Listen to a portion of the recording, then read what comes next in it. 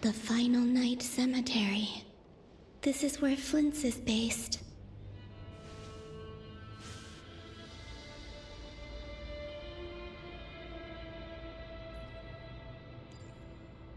Difficult, yes, but it is also our most efficient option. Seems like they're searching for information. Oh, I remember. Flint and Varga talked about some files on the Wild Hunt. Was this my doing too? To expose the true intentions of this Rereer, we need to dive into Notcry's history. Are my actions changing the past? Or are they simply completing a process? Is all of this inevitable? Or am I the one making these decisions? If I choose not to help them now, will it change how things turn out? Hope we don't land on our heads then. They're my friends. I can't not help them.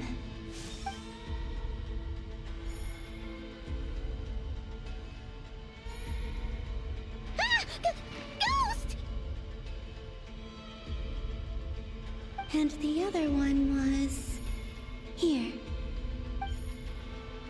Hey! Another file's moving!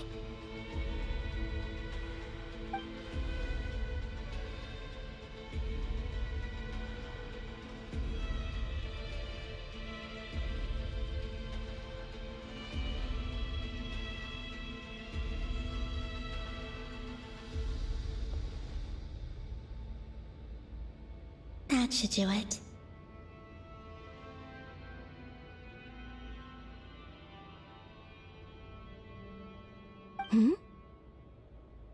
Luanatar? You can sense my presence? Wait!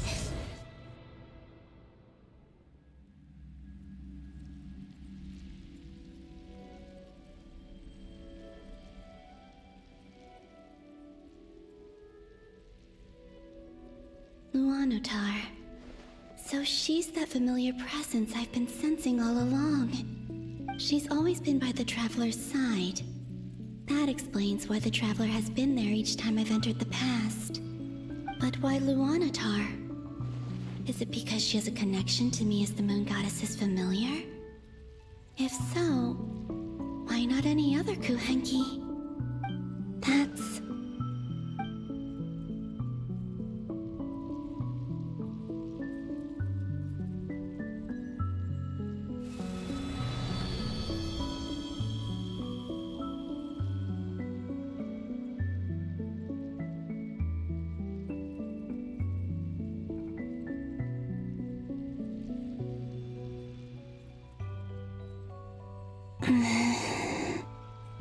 I cannot sense any power up ahead. Just a void, stretching out into infinity. This is likely my final chance to enter the past. It's now or never. I have to find a way back.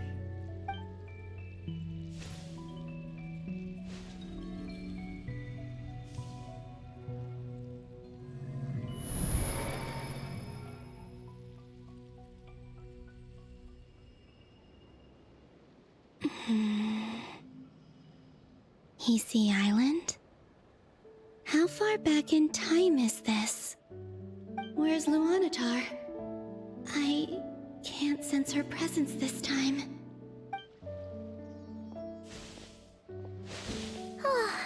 Seeing Enefa and Aino reunited like that sure was heartwarming. Traveler, Paimon. No, stay calm. I don't have much power left to change things. I don't even have that much time left here. Think, Columbina. How do I find a way back? A way back... to where? Do I go back to Moon Prayer Night? Or to the future that followed? And if I return in my current state, what will become of me then? Dotori's actions that day proved that he'd been planning that for a long time. He had already seized the power of 2 moon marrows before capturing me. Even if I managed to get back, how can I fight against him when he wields the Tri-Lune Authority? I can't. If I go back like this, I'll be playing right into his hands. I have to find some way of rivaling the power he has usurped. Wait. Time flowing backwards. The Tri-Lune Authority. Does that mean... I think I know what the final destination of this lunar reflection might be. I know what I must do. Speaking of homes, we must already be close to where the Frost Moon Scions live. The vibe here feels different, just like the scenery.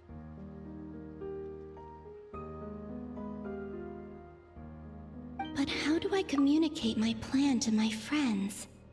Should I write it down here? No. Someone else will see it. I need something with a close connection to me. Something I can use as a medium to tell them what's happened to me in here.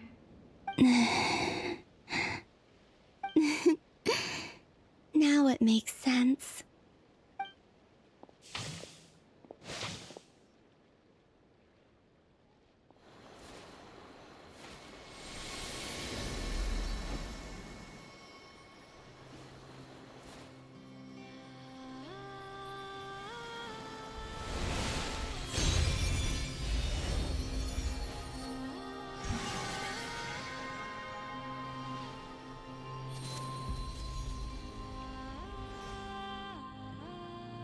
Hey, what was that? I feel like some sort of breeze blew by, and then the petals suddenly turned into... Huh? It was I who brought Luanatar into being. I gave up a piece of my own soul to create her. That's why I could sense a familiar power from the moment I entered this space. It also explains why she's been present in every past location that I've entered. Because we have a deep connection. Hey there! What's your name? And the reason why there are no more gates to the past after this point is that Luanatar hadn't been born then. No wonder I sensed the trace of a blessing when we first met. But I still didn't recognize the soul hidden within you. Back then, I was just a little lost dove. I had yet to become Columbina Hyposelenia. Go on now. We've got stuff to do. Best you find someone else to hang out with. Hey, you scared it off. I'll be counting on you. Remember to stay by the traveler's side, guide her, and help her in my stead. Oh, and bring her to the garden where the moon prayer blossoms grow.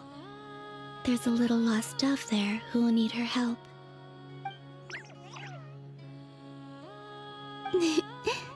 Go on.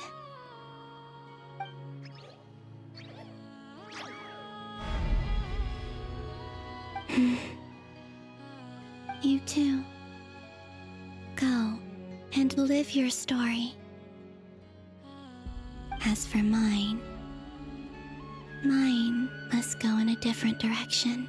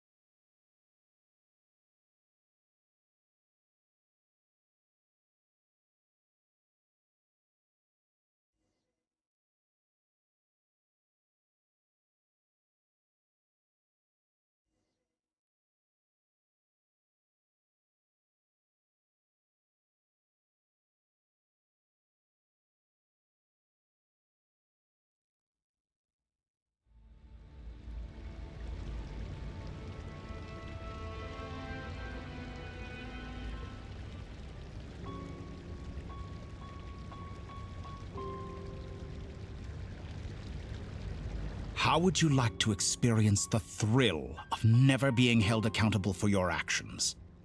You could crush people like ants without consequence, or tear off their heads or limbs as you please. Believe me, such a life is but one small step away. What point is he trying to make? Freedom? But the freedom to kill? To do evil and get away with it? Why would you offer me that? The creation of a world is the ultimate scientific experiment. I have taken my research to the highest level, where I shall be not just a god, but also a servant to many sacred spirits.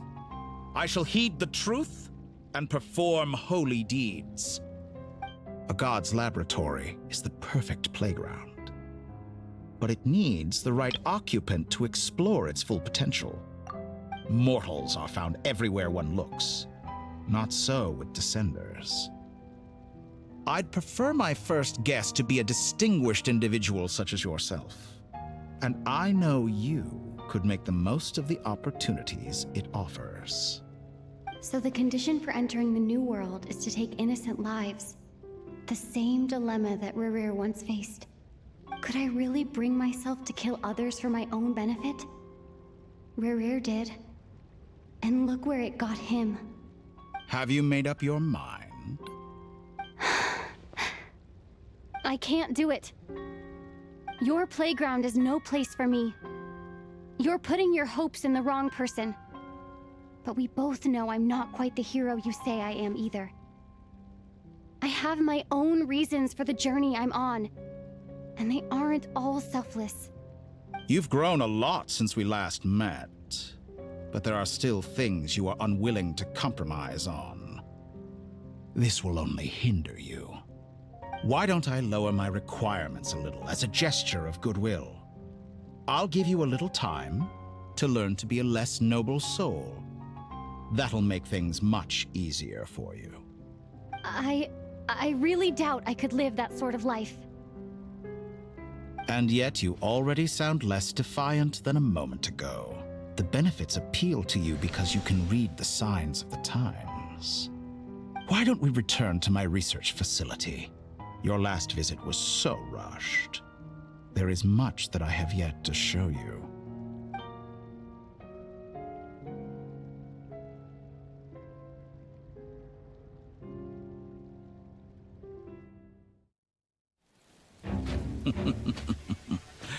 Now to that question,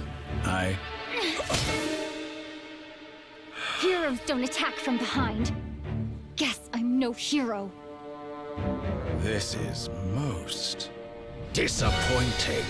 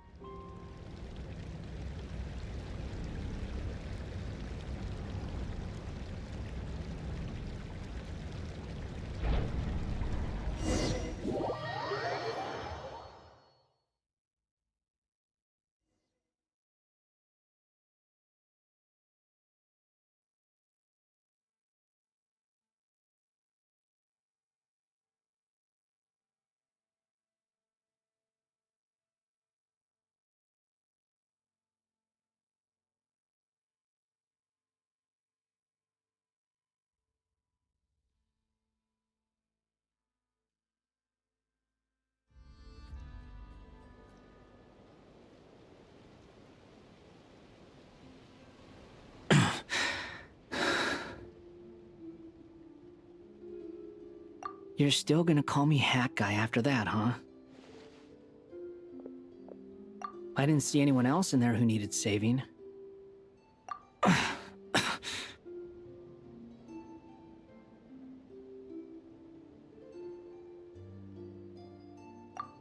It's nothing. I'll be fine.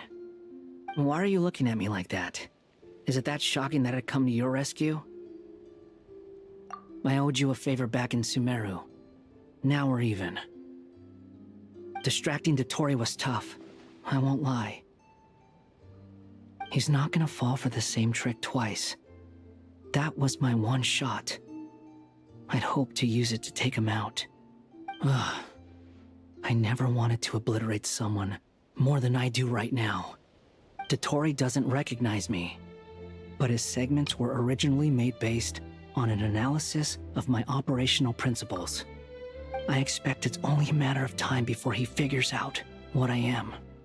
So Dotori doesn't recognize Wanderer because he deleted himself from Irminsul. Did he really miss his only chance for revenge by saving me? Why the long face? Hey, I'm not blaming you, okay? And I'm not complaining either. Rescuing you and killing Dotori are equally important goals. Everyone would be pretty stuck without you. It's best you live to fight another day. How are you holding up? Are you all right?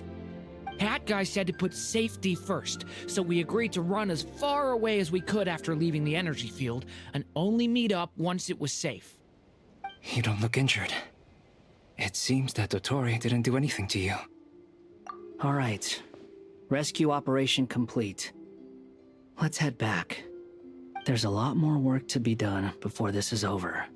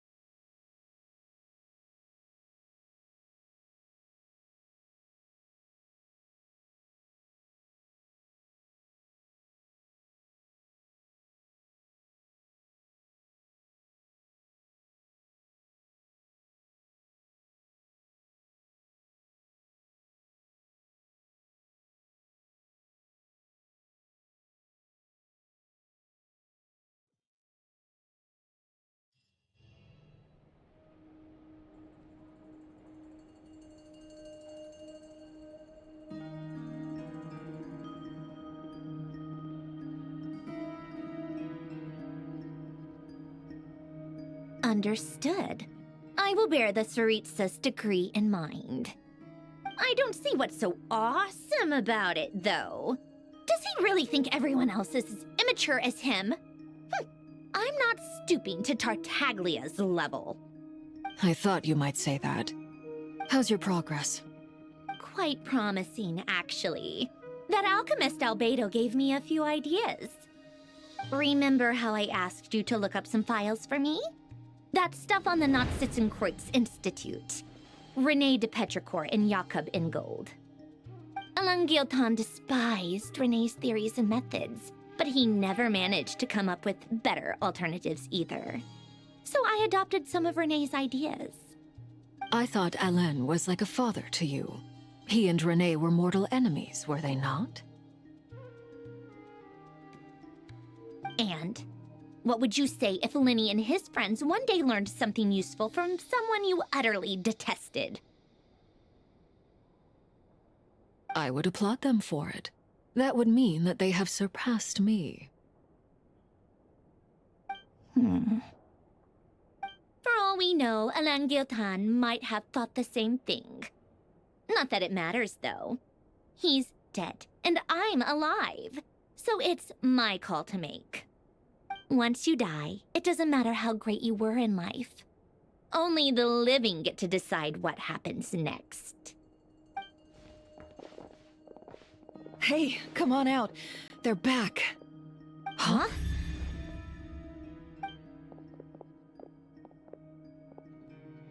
You're back? And your head's still screwed on? And you still have all your limbs? What does it look like? Way to keep your composure, madam. Excuse you. I am perfectly composed. Glad you're okay. Yes, it's a huge relief. Worry? Oh, yeah, right.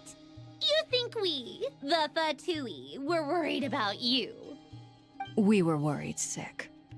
Hey! The Traveler and I were already friends. You are free to join this mission in whatever capacity you please. Much like your tea parties. It's a laugh a minute with you guys. I must say, I was quite surprised when Mr. Albedo told me he would need no additional aid. We discussed this on our way back as well. I am rarely so unequivocal, but in this case, we had full confidence in Hat Guy. He said he knew what he was doing. Albedo and I pretty much had to just wait outside on standby. Meanwhile, Hat Guy broke into the energy field and rescued the Traveler solo. You didn't have to mention that. Well, I'm thoroughly impressed. You are a force to be reckoned with, Hat Guy. Is she back? Is she really back? Traveler! It's really you!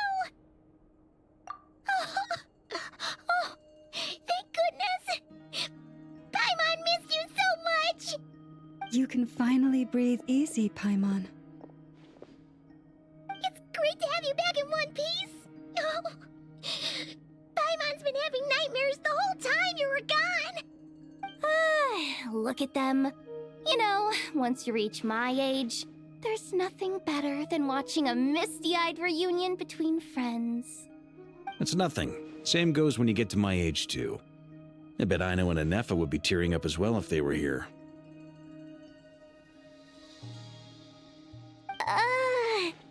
Varka, I'm not sure Anefa can cry. Oh, yeah, good point. Hey, your eyes are looking a little red and puffy. Come here, let's hug it out. What? Ew, no! No, thank you. You're not my dad, okay? Knock it off! Everyone, I'm sorry for all the trouble I caused you. But the silver lining is, I didn't come away from this ordeal empty-handed. While I was being held captive, I learned a lot about Dottoro's current capabilities and what he plans to do with them.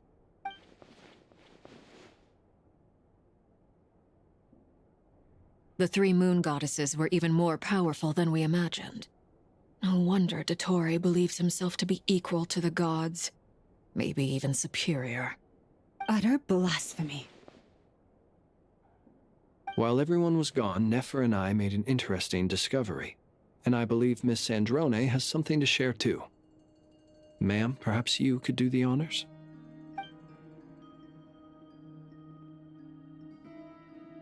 Called it. Getting rid of a pesky troublemaker like her is like trying to clean up after a crumbly cake. It always comes back to haunt you. Our next step is to find a way to bring her back. A place where time flows backwards, with no destination in sight. Surely it must have been created for a specific purpose. But I fear the answers are buried deep into Vat's history, held by great powers beyond our reach. It sounds like she's on a specific path through time, just traveling in the opposite direction to us. The question is, where does that path lead? Or will it keep going to infinity? We considered that question as well. Strictly speaking, time is not infinite. Indeed not. Every road has an end. Nicole! You sure loved quietly sneaking in mid-conversation. I do, in fact. It's something I've always done at our mages' tea parties.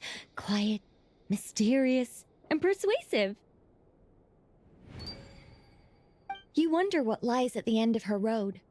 Well, just as the world has a beginning and an end, so too does time. And so, the end of the road is the moment that Tevat was born.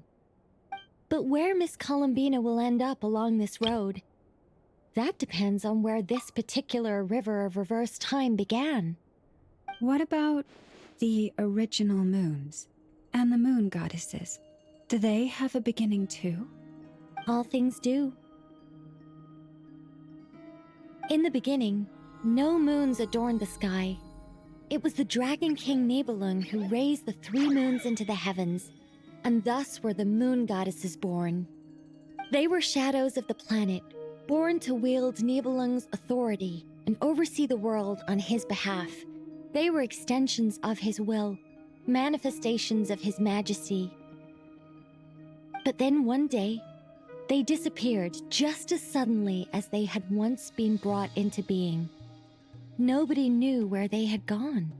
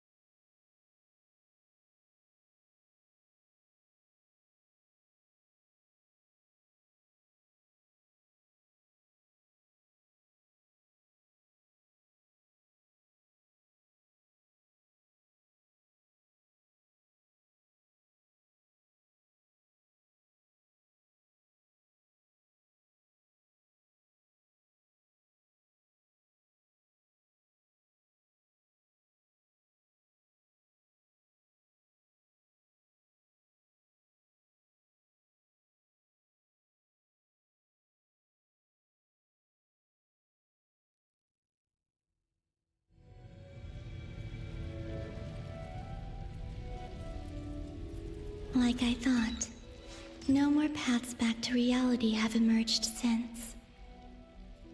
But how can I be sure that I'm going the right way without scenes from reality to keep me on track? I can't even be sure of how long I've been walking for. The further I travel, the less stable this space becomes. There are even moments where I can sense something that feels like abyssal energy.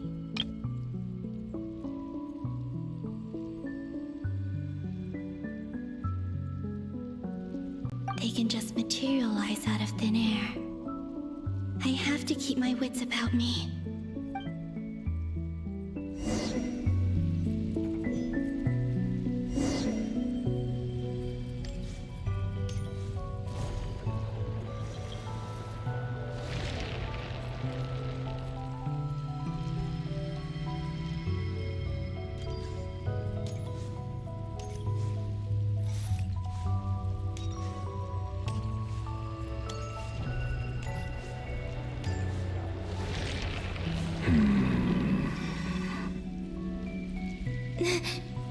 Is that the ray here of Solnari?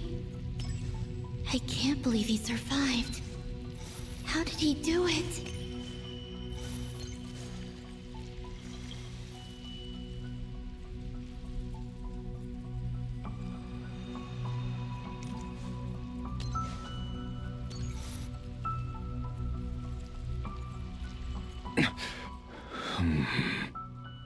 You are the moon goddess.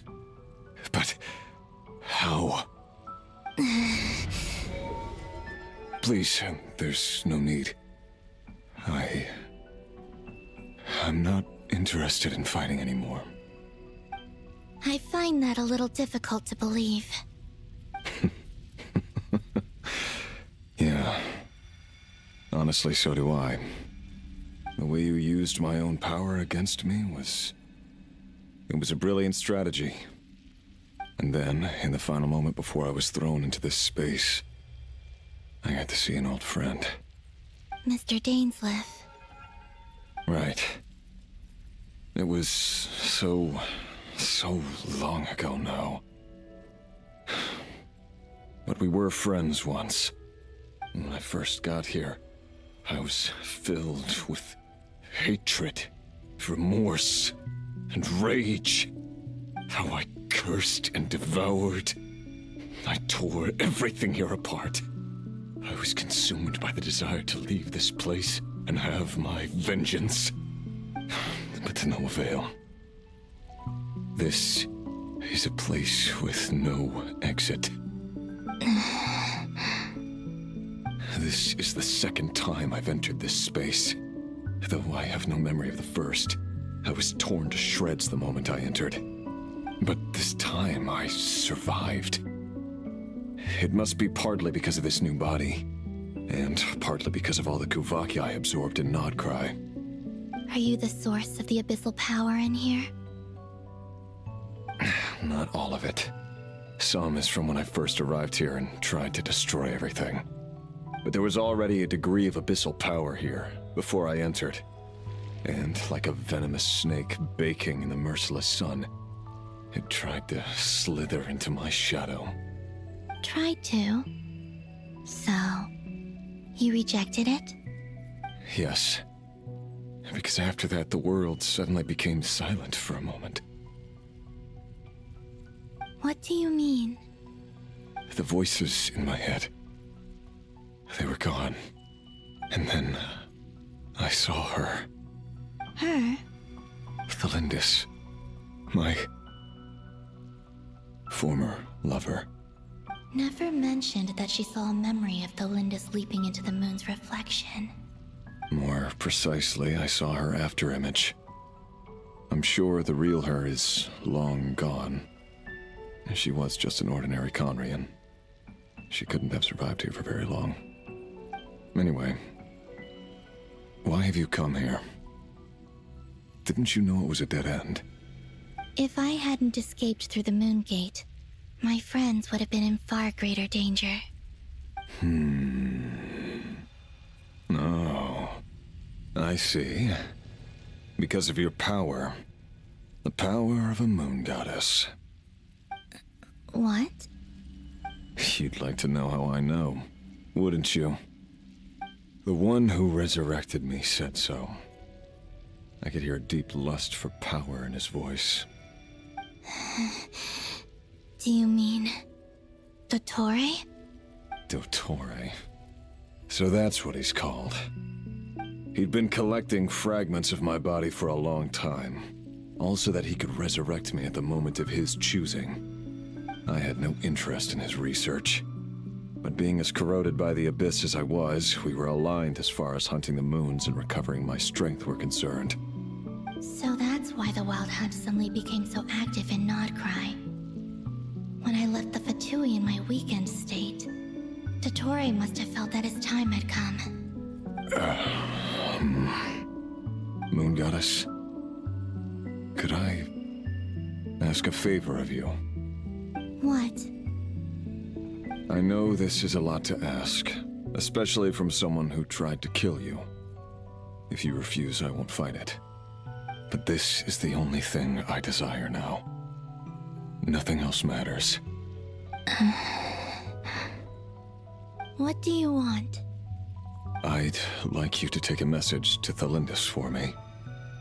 Thelindis? But... Yes, she's dead. But like I said, I saw her afterimage. I can sense that some part of her soul remains here. Far, far ahead. Why don't you go and speak to her yourself? I can't. I don't know why, but I can't move freely in this space as you can. All I can see is a glimpse of her walking away. Just like the moment when I last saw her in life. In return, I will clear these abyssal obstacles for you. No, not in return. I'll clear them for you, whether you want to help me or not. It feels like something I ought to do. Why? Yeah. Why, indeed. I've been asking myself that question a lot recently. Why did I do the things I did? I'm tired of it all. Tired of the person I became. People used me. And then I turned around and started using others. I hurt a lot of people. I think I grew tired of it long ago. But I wouldn't admit it to myself. And ultimately, that's how I ended up here.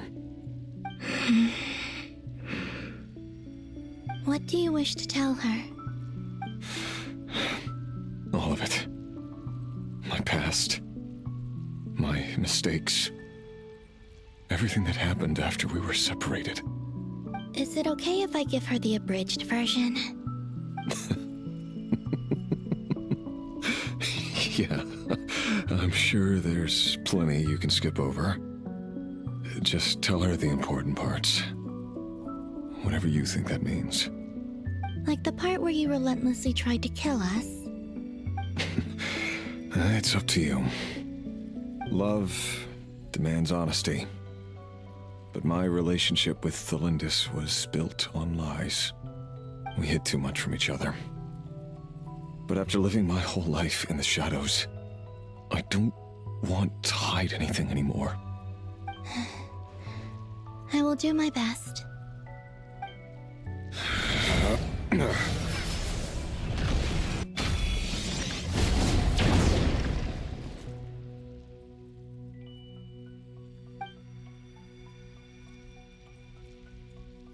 There.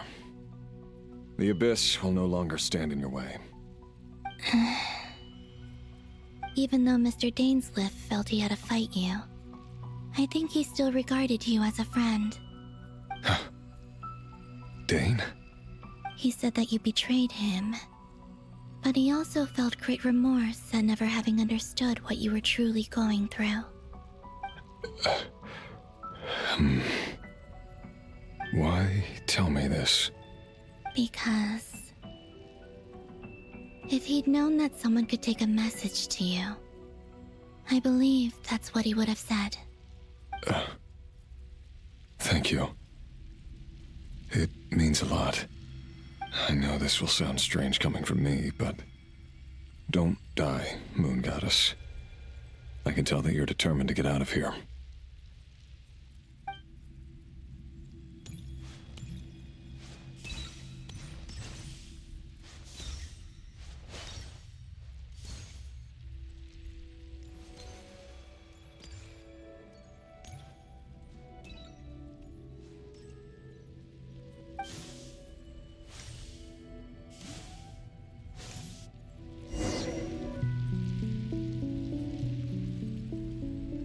He kept his word.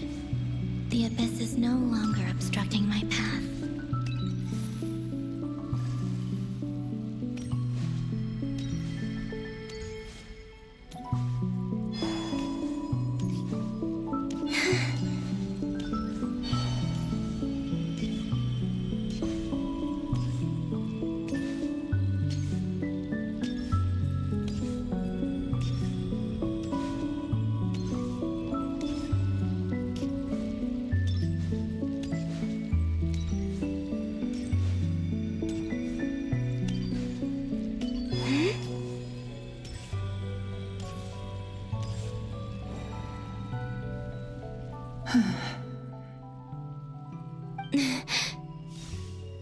Is that Thelindis?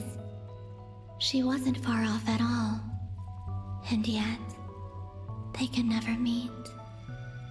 Hello, Miss Thelindis. Who are you? How do you know my name? I've never seen anyone else here before. You can call me Columbina. I promised Rerir that I'd bring a message to you. Rerir? My Rerir? Is he well? He's doing better than he was. Better than he was, huh? Sounds like he's had a pretty rough time. Others have had a rough time on his account too. In many cases, their time ran out because of him. And I'm not just talking about the children of the Crimson Moon. So, things got worse before they got better. Could you tell me what happened, Miss Columbina? Are you sure you wish to know? Yes. This is my opportunity to learn the truth. No matter how hard it is to hear, I have to know. I admire your courage. However, time is short. I cannot stay here for long.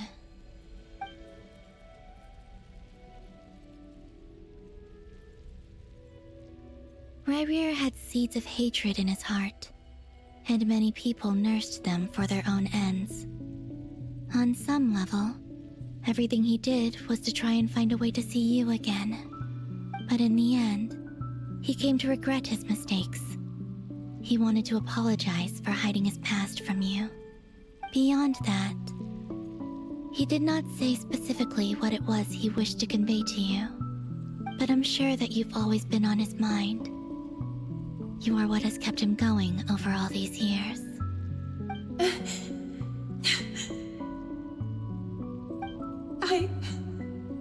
I'm sorry, Miss Columbina.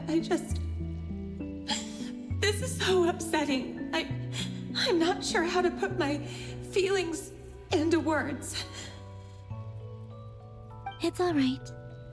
I understand. Well, that's everything from me.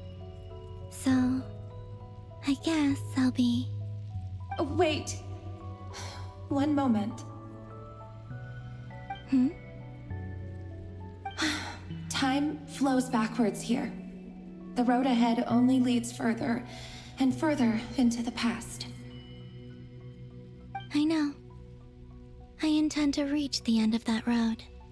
Without a moon marrow, without the 3 moons' power, you won't make it far. Wait, unless... Are you one of the moon goddesses? You could say that. I see. I often think to myself, if life is like a train ride, why haven't I reached the terminus? Where am I even going? And it's not just me, it's this whole place. Wherever it is, it seems like it's existed forever. It's such a mystery. Where is it going? I must seem so ridiculous. I can't answer these basic questions, and yet I jumped right in here without hesitating, only to be torn apart the moment I entered by powerful energy currents. Only my soul remains now. Thinking back, I was suddenly overcome with fear and terror in that moment. Perhaps I too became bewitched by the abyss. I may have been the leverage it needed to control Ryrir. I used to be a researcher at the Universitas Magistrorum in Conria, researching the iridescent moon's marrow. Eventually, I came to the conclusion that time in here flows in reverse. Ryrir was one of the Finster King's retainers. With me, he was in an impossible position. It plagued him constantly. I wanted to help him escape his lot in life. I wanted him to be happy, so I thought I'd use this place to return to the past. At the time, I thought I could just go back to the day that the Finster King first found the prince. It was only after meeting the prince that the Finster King started going too far with his research into the abyss.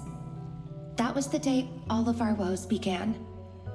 I thought I could stop the king from ever meeting him and solve everything. I couldn't kill the Finster King himself, so I had to find another way to save Ryrir. That's why I wanted to go back, to kill the person who had brought new possibilities to our realm. I'm sure it was a futile endeavor, but the abyss probably enhances the basest human desires. So I naively hoped I could change everything. But I was simply too weak. Like a speck of dust against the whole universe. Look at me. I didn't even survive the journey here. Not physically, at least. I know I'm never getting out of here. But you're different. You can make it, and I want to help you. I owe you that much.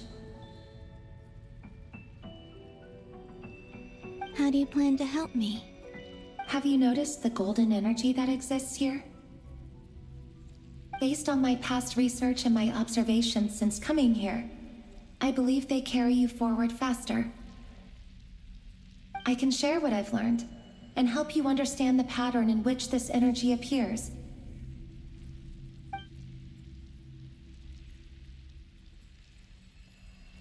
I think you just might... Now, I know you will be able to change the past.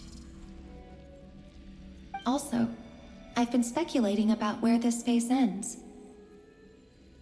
The documentation was scanned, but from what I know of the legends about the moons, the oldest ones seem to begin with Nibelung, king of dragonkind. I have no way of verifying any of it by this point, but if it's true, you might be able to reach that era if you keep walking. Understood. Thank you, Miss Delindis. I'm the one who should be thanking you. If you hadn't entered this realm of everlasting death, what use would my deductions be? Thanks to you, they have some meaning. About Rayrir, I'm so sorry. For everything. It wasn't your fault. That's not true. Because we both feared bringing trouble upon each other, neither of us ever told the truth. And that dishonesty sealed our fates. But enough about that. I wish you a safe journey, Miss Columbina.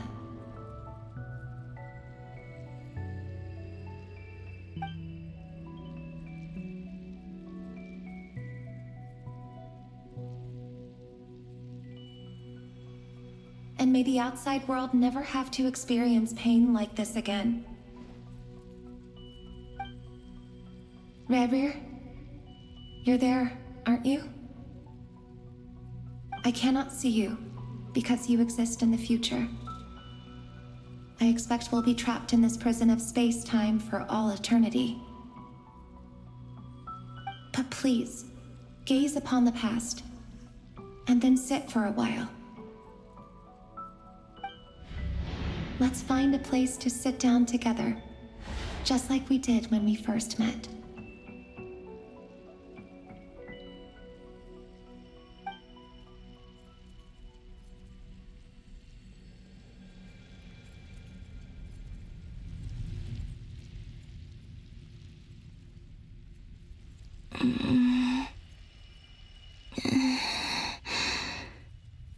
How long have I been walking? How much further till I reach the end? Is there even an end to be found? Everything's getting blurry.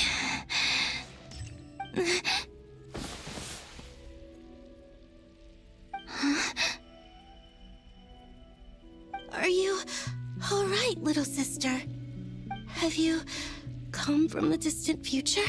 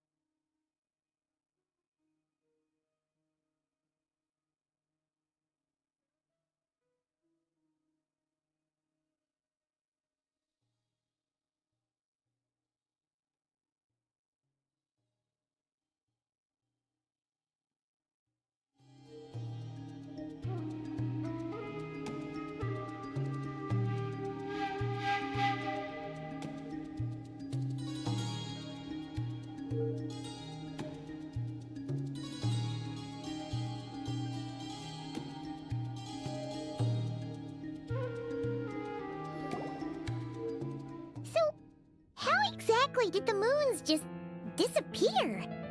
Shouldn't it be a little harder to get rid of major creations like moons?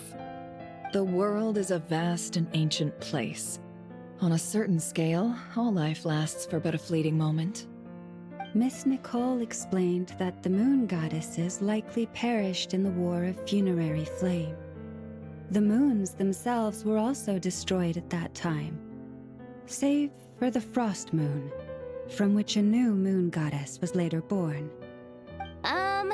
Am I missing something then? 'Cause the stories say that the moon goddesses were born on the moon, but doesn't Columbina say she was born in Nodcry? Huh. You're right! Why do their birthplaces differ? What's the difference between the two generations of moon goddesses? Also, remember what Sandrone said? Her scans detected 4 moons. In other words, 4 moon marrows. Technically, the result of the scan means that 4 moon marrows were detected and positively identified as moons in that moment. In other words, this piece of information alone isn't enough for us to know how Miss Columbina is doing right now. Yep, we have no way of staying up to date on whether she's dead or alive. She's on her own for now. But at least she's trying her best to get back to us. Yeah, she's a tough cookie. And a sore loser, too. We have to trust that she'll find a way. Because we really need her power. As much as it pains me to say it, we've got no chance of beating Dottore in a straight-up fight. He's much too powerful. It wouldn't even be close. That maniac is going to devour everything in his path until he reaches us. We need to find someone or something that can stop him before he does anything worse. I'll be frank. Our only hope of defeating this false god is with a real moon goddess on our side. I'm not just saying this because Columbina's a friend and I want her back safe and sound. It's just the truth. And I know that even she was no match for him when he attacked, but I don't have a better solution. We're not giving up on saving her, whether she can defeat Dottore or not. Right. Don't worry, Miss Sandrone. We're all aligned on saving Columbina. No one's trying to argue that we can only justify saving our friend because it will help save the world. This is about multitasking. We want to save both. So, she's more than just a moon goddess to you guys? Absolutely. Duh! She's part of the gang! And you are too, you know. Yes, I know. You don't need to labor the point. I knew that the moment I came running over with my documents that I was part of the in-group. I mean, if Arlecchino can fit in, I certainly can. Anyway, as for how we get Columbina back, I've been working on it constantly. But I think I'm still lacking certain information about the moon. I'd probably get there if I could continue my calculations, but the problem is, I've run out of computing power. Computing power? You mean you need more energy? No, the issue isn't energy, it's processing power. There's so much data to get through that the whole process has just ground to a halt. That's a tricky problem. René de Petrichor of the Nazissenkreuz Ordo once foretold the fate of the world. But I don't know how he did it. My guess is that he used the primordial sea's power. However, that won't work for me. His methodology was vastly different from my own. What's worse, they're incompatible. And to top it all off, we can't even leave Nodcry.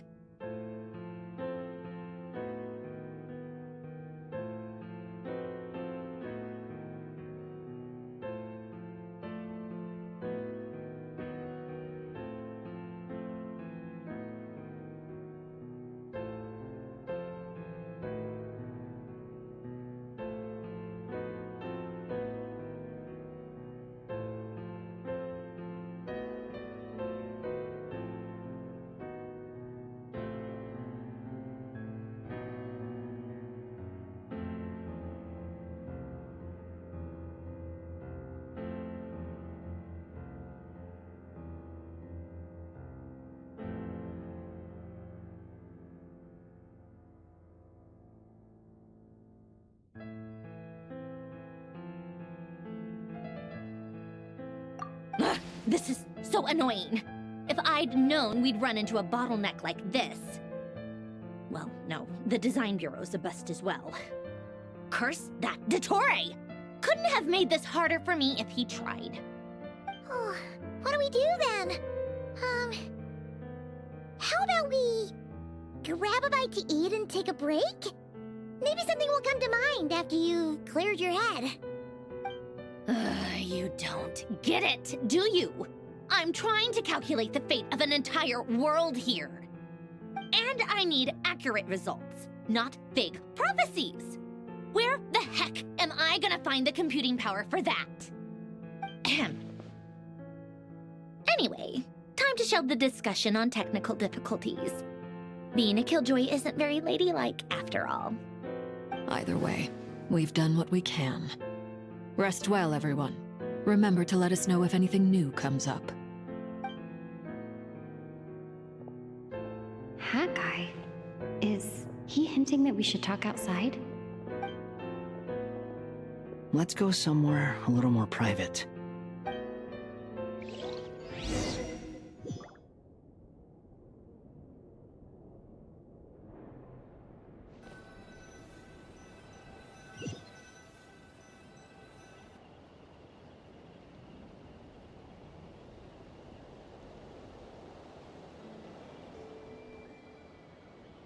You know that Dory went back to Sumeru, right? Yeah. She mentioned she was planning to head back. Things aren't looking good for Notcry. She's gone to spread the word so that Sumeru has a chance to prepare for the worst. From what I know of Dottore, there are two possible reasons why he hasn't made a move yet. One is that he's still working through some kinks in his new powers. The other is, he wants to see how we're going to react. He'll easily devour everything eventually, so I guess he's in no rush to make it happen. The first false god he made was me. Now it's his turn. Even though my records were erased from Irminsul, Dottore's ideas haven't changed one bit. He once told me that becoming a god was like turning yourself into a hungry wolf or giant serpent to devour the moon. Clearly, he began studying the moon goddess's powers long before he even tried making a god. He's always wanted to get his greedy hands on divine authority one way or another. And in the end, he devoured the moon where I failed. In the desert of Sumeru, there is a chessboard built by King Deshret, also known as Al-Ahmar. I don't know if it was a real game, or if he was just trying to challenge his servants and citizens in some way. But creating games and setting rules, gods do that as a matter of course. That's the kind of power Dottore craves. Now he has the Trilunar Authority. His power is leagues beyond the common people. I don't think there's any point in other nations rushing to the front line. They're better off focusing on defense and hoping they can fend off any threats that spill out from Notcry. Either way, Dory will inform Lesser Lord Kusanali, and she will contact the other gods in turn. The Seven will have some recourse available. If nothing else, their protection should keep the rest of the world from descending into chaos as quickly as Notcry has. So on the bright side, even if Notcry is doomed, your friends in other nations won't be in any immediate peril. That's good to know. But I'm not ready to give up on Notcry yet.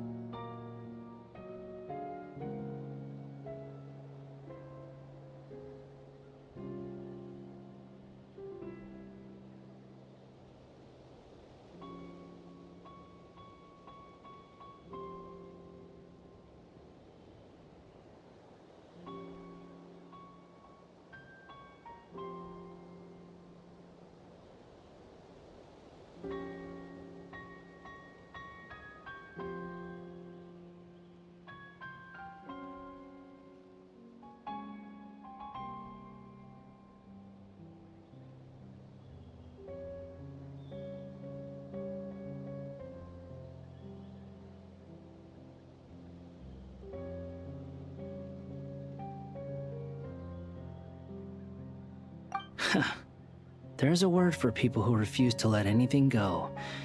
It's called being greedy. Maybe it sounds greedy to you, and probably naive too. But whatever you call it, that's what gives me the determination to keep fighting. Battles are fleeting, but the will to fight is a long-term commitment. Give up for even a moment, and your resolve will shatter. Why do you always feel the need to do the right thing?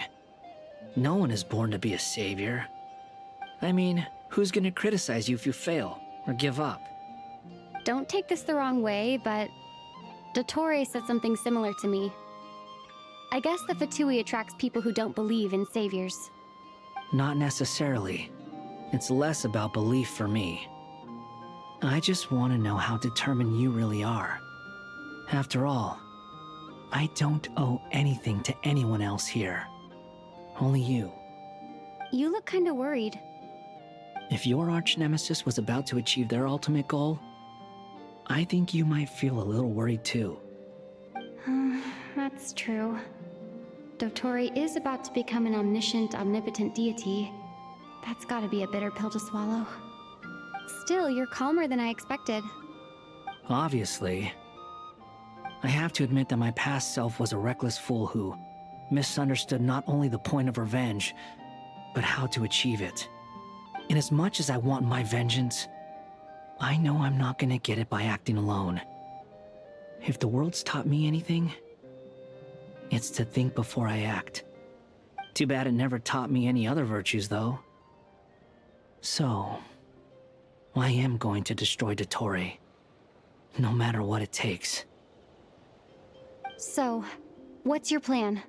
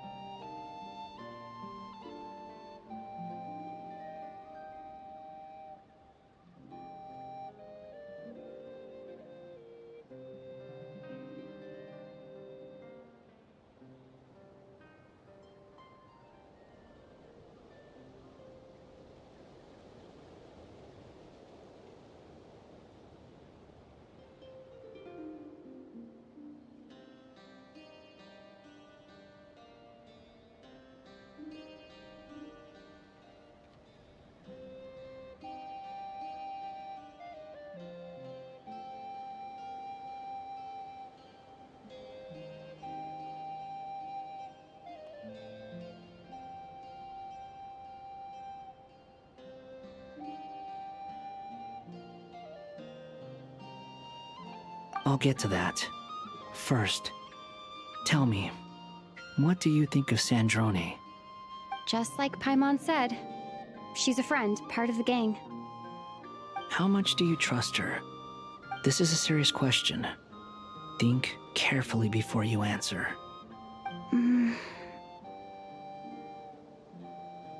Although she's with the Fatui, she has her own values, and she's helped us a lot. If nothing else, she's clearly going the extra mile for Columbina. I see no reason not to trust her. If you say so. In that case, the three of us need to talk. I have some thoughts about her computing problem. It can be solved, but it will come with a cost. How much? If I can afford it, I'll cover it. Sometimes your heroism really backs me into a corner. You know that? Come on, let's go talk to her.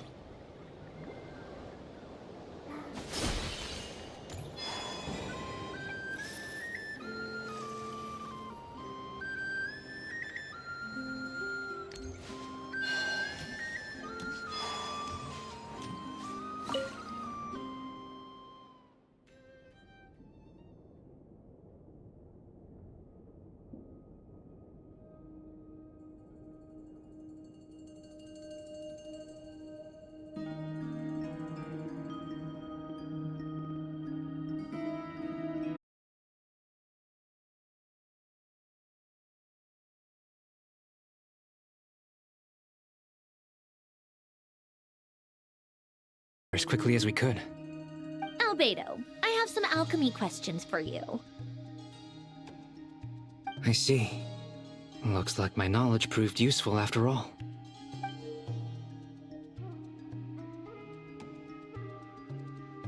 If I might ask, what is the end goal for the modified formula you'll be using?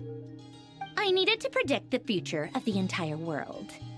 But I've run into some teething issues since trying to implement Renee's theory of the four Orthanths. I see. I'll have a look at it. Still, computing power is the real issue here. How do you plan to solve it? About that, it's been sorted.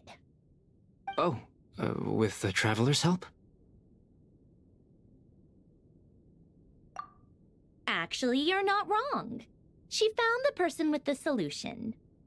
Was it Hat Guy? Yeah, it was him. Wow! Go Hat Guy! Seems like all that time studying at the Academia is paying off big time.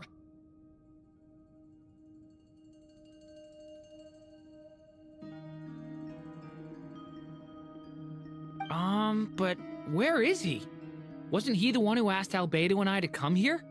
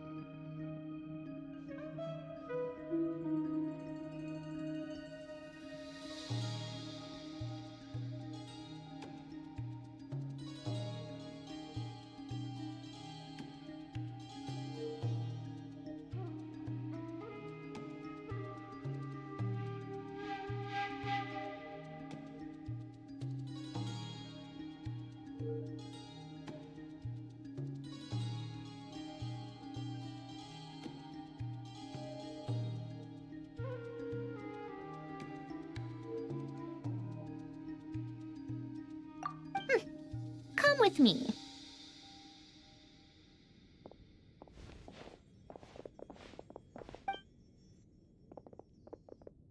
Hat guy? What's happened to him? Hat guy, can you hear us?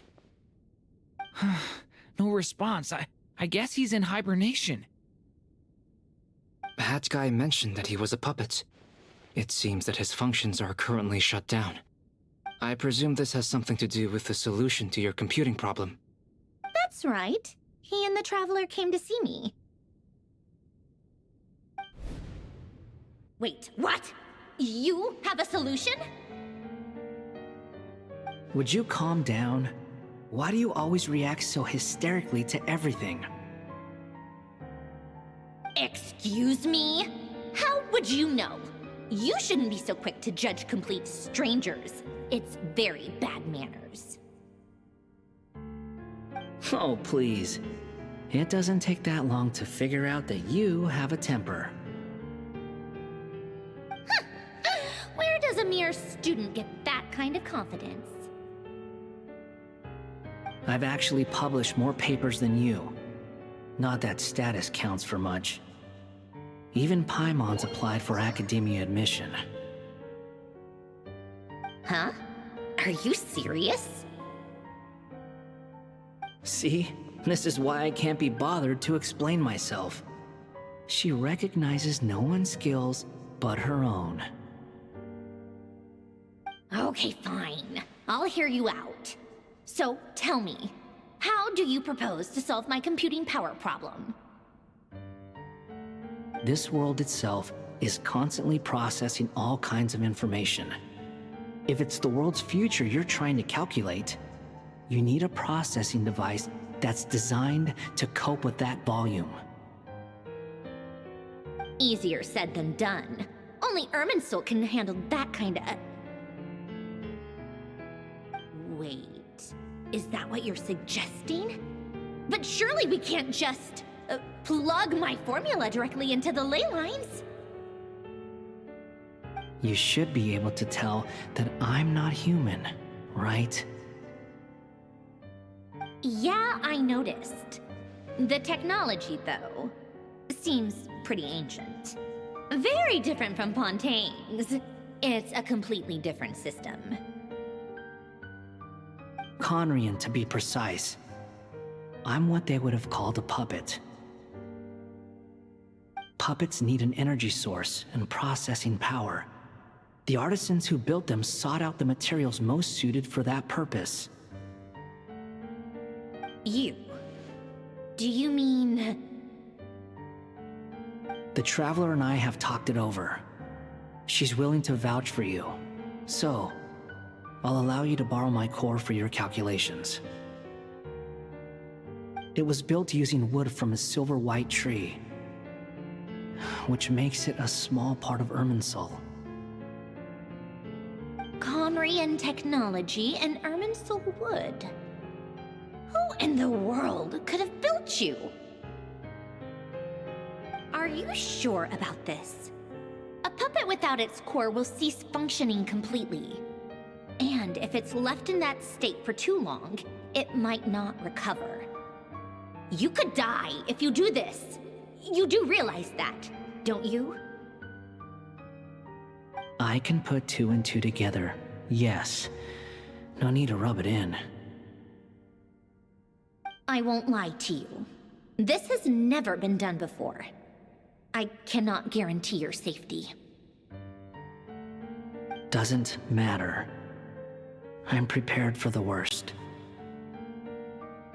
Did you two actually talk this through? Is he... Are we really considering this? Yes, we discussed it. The bottom line is, he trusts me and I trust you. Let's give it a shot, shall we? Honestly, I have no clue where this kid even came from. But for whatever reason, he lent me his core to use in my formula. I'm very close to finishing my calculations now, and the core is currently in use. So I'm sorry, but I can only show you a sketch right now. This is what the core looks like. A silver-white branch. It certainly matches the legends told about Irminsul. Is Hat Guy gonna be okay? He's not gonna die, right? Right? In theory, he should be fine. As long as we put his core back in time. Beyond that, all I can say is that I'll try my best to avoid risk and make sure the core doesn't sustain any damage. I think I know why you called us here now. Someone needs to watch over his body and make sure it's protected until the process completes. Correct. He said that the only ones he trusts here are you two, and the Traveler. And the Traveler will have other work to do. He will have our undivided attention. Aww, Hat Guy. On a more positive note, things are progressing steadily on my end. I'll call everyone in for a meeting once the results are out.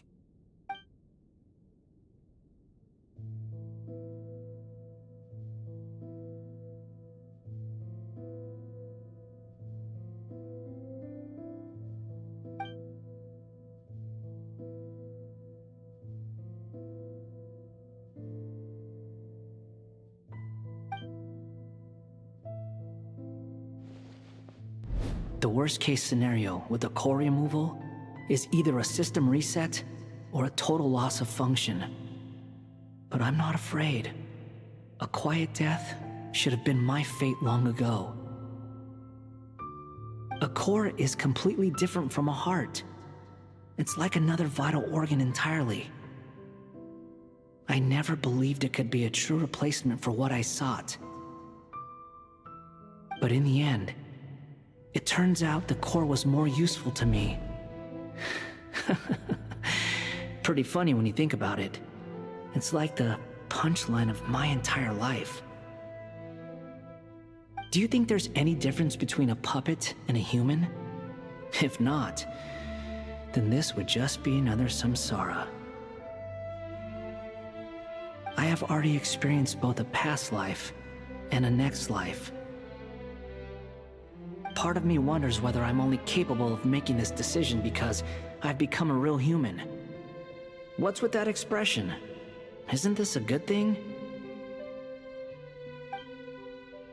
Sandrone will succeed, won't she? She has to. She will. We all have to persevere until this is over. That's right. And I'll protect you all until the moment of victory arrives.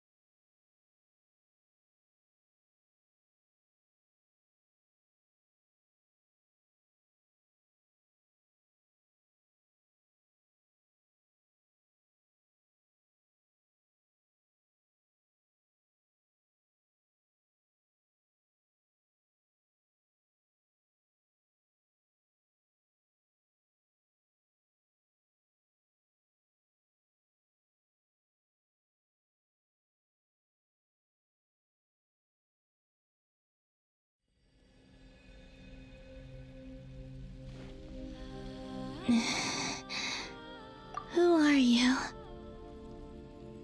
Call me Sonnet. You have the same power as Canon.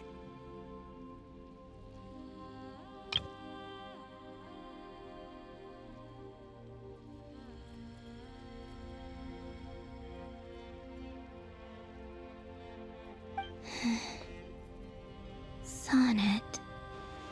So, you're the goddess of the iridescent moon? Oh, goodness. You recognize me? Well then, what's your name?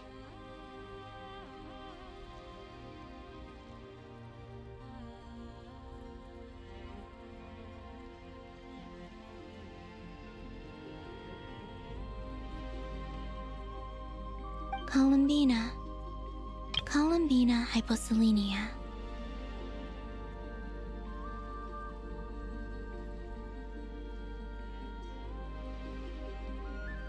Hyposelenia?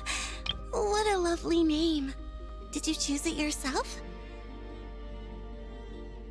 It was a joint effort between me and my friends. Friends? You mean your friends in the heavens? Huh? Oh, sorry. You must be exhausted. I apologize. Hang in there. Let me introduce you to my older sisters. Do you mean the other two moon goddesses? Arya and Canon? Wow, you sure know a lot. Hey, does that mean that our story goes on into the future?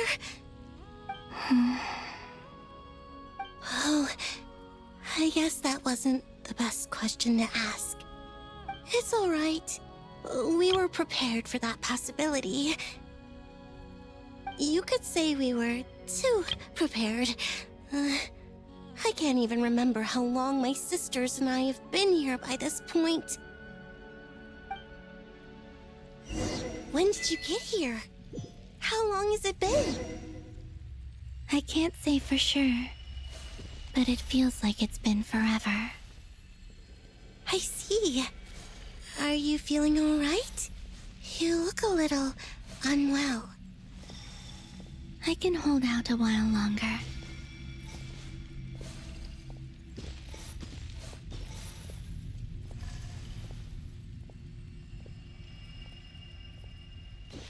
We don't have far to go. The place where my sisters and I are based is just up ahead. Don't worry, they're both really nice. I'll introduce you.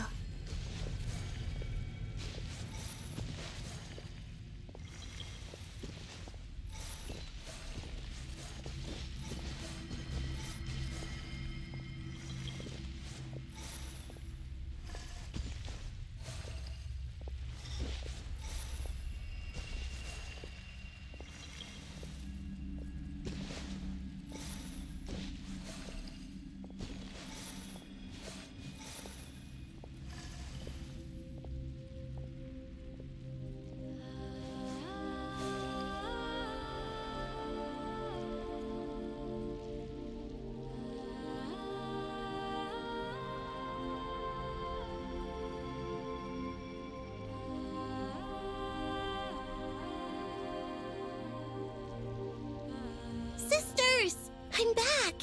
And look who I've brought with me!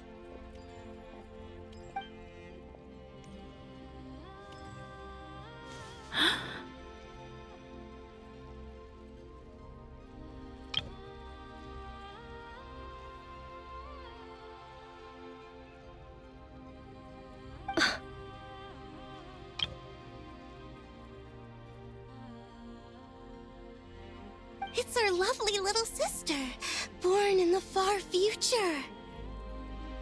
The pleasure is all mine.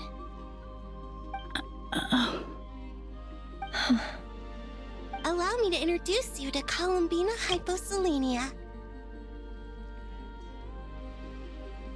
This is Arya, the goddess of the eternal moon.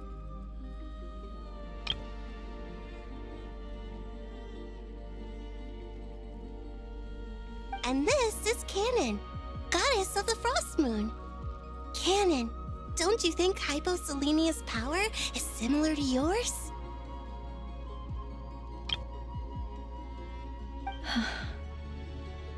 Hello, Columbina.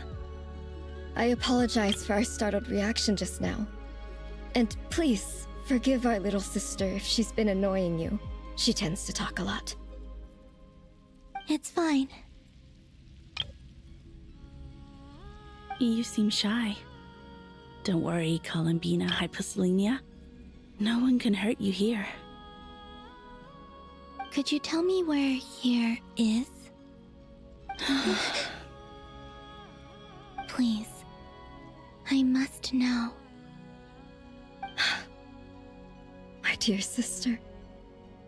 This is where Tevat's original ruler, the Dragon King Nibelung, imprisoned the moon goddesses. What? You're scaring her, Canon. No, I'm fine. Please, continue. Nibelung, our original master, created us in the distant past to maintain Tevat. But he left this world and traveled into the dark universe beyond, to explore worlds vaster still. Day and night, we fulfilled our duty in the heavens, until the day that the first Descender arrived. The great ruler of the firmament. The heavenly principles. Is that what later generations call them? I see. But we did not reject them at first, nor did they seem to harbor ill intent towards this world.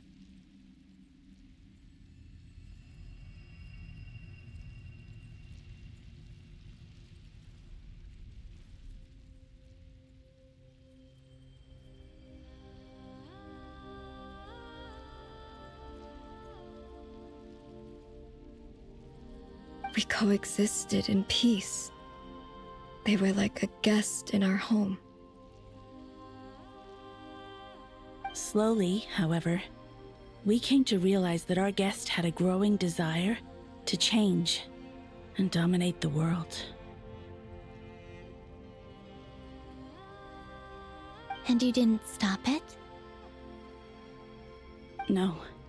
There was an order to the rules they set up that Nibelung never taught us.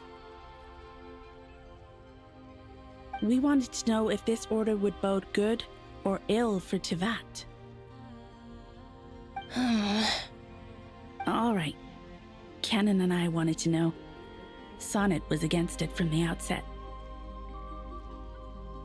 Later, we discovered that this great ruler of the firmament bore an almost paranoid hostility toward the desire of certain life forms to seek power. They would even cast down celestial nails as manifestations of their power, to punish the civilizations of the world below. Only this was far beyond mere punishment. Right. Their rules brought order, but the price people paid for merely testing the limits of those rules was far too great. I did everything in my power to help the punished escape catastrophe, but still, too many lives were lost. The ancestors of the Frost Moon Scions were some of the ones you helped. But just when we had decided to take countermeasures, the Dragon King, Nibelung, returned. And so began the War of Funerary Flame. So, that's the name the world gave that war in the future.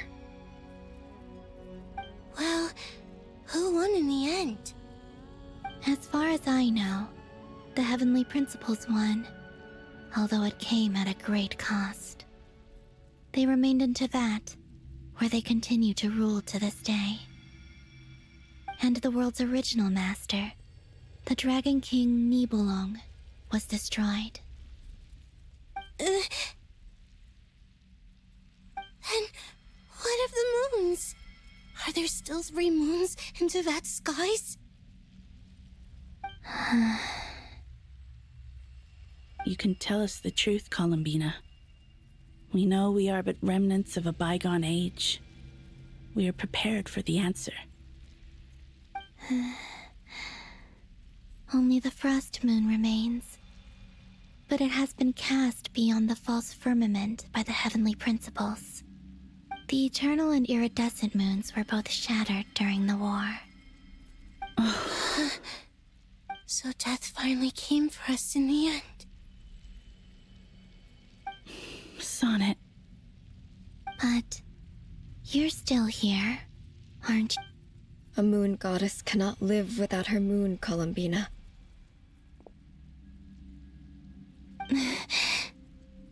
She's right. That's why I began to disappear. Because the frost moon is cut off by the false sky. How much worse it would have been if it were outright destroyed.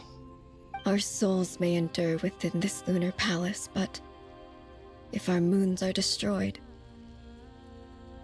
then we shall disappear the moment we depart from it. I'm sorry. There's no need to apologize to us, dear sister. If anything, we owe the world an apology.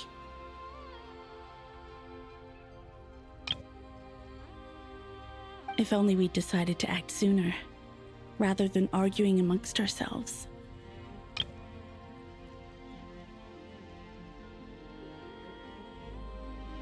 all the more reason not to spend this time in regret and repentance. Instead, we should focus our efforts on how we might help our future sister. Sorry? Don't you see, Columbina, your story is not yet over. Is that not why you are here?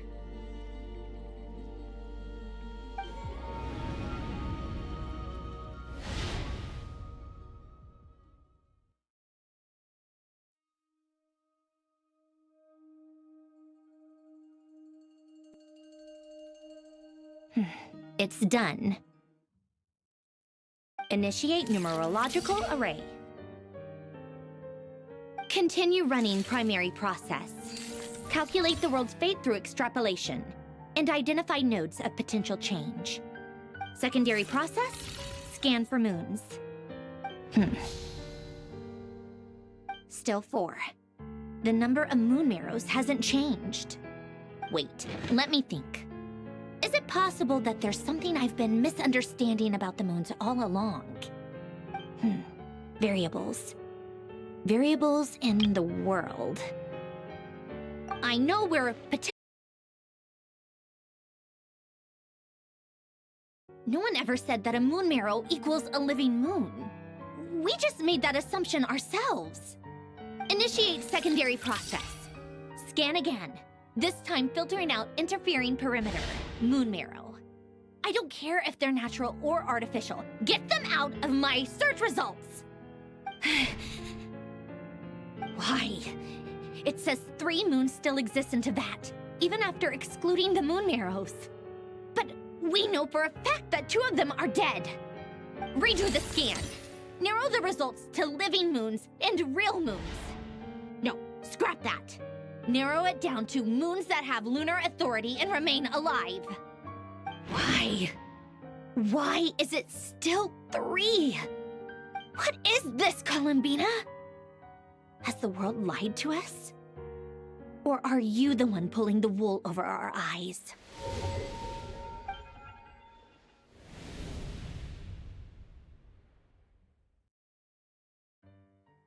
So, you think that the moon's reflection might be where Nibelung imprisoned the 3 moon sisters? Yes, it would explain a lot, such as why that space would respond to a moon goddess's power, opening the moon gate at her command. It would also explain why Miss Columbina has been unable to leave, and why time flows in reverse there. In the messages she sent, Columbina promised us she'd find a way to return. But we have no way of knowing how, when, or where this might happen. The fact that she still has yet to reappear in this world indicates that returning from that place is no easy feat. We cannot afford to simply wait for her. So you're saying, if she could return by her own power alone, she would have done so long ago? Yes, she certainly wouldn't leave it to this late stage when it's so touch and go. I've been giving this some thought, and I've come to believe that Luanatar might be an anchor that she left behind, as a sort of future waypoint. This could also explain why Luanatar is always by the Traveler's side. Sounds like a plausible theory. If that's the case, there must be some criteria we need to fulfill to allow Columbina to return to the present. The question is, what could they be?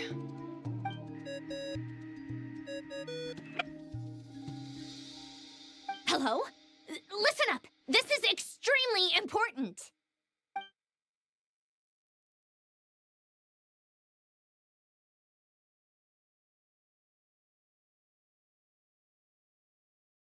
Not only is Columbina alive, but she may well exist in a form unimaginable to us. I'm still unclear on the details, but she's done something truly inconceivable in the past.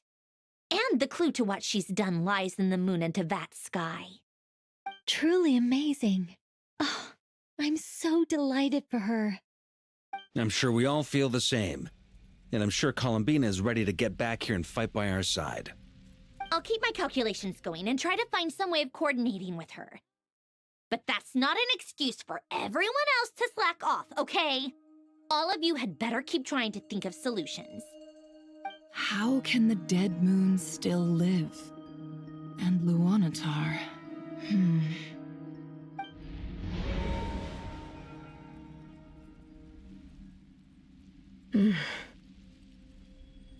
It's hard to believe that's what will happen in the distant future. Our authority is linked to the most fundamental rules of Tevat. I suppose it's no wonder that many would covet that power.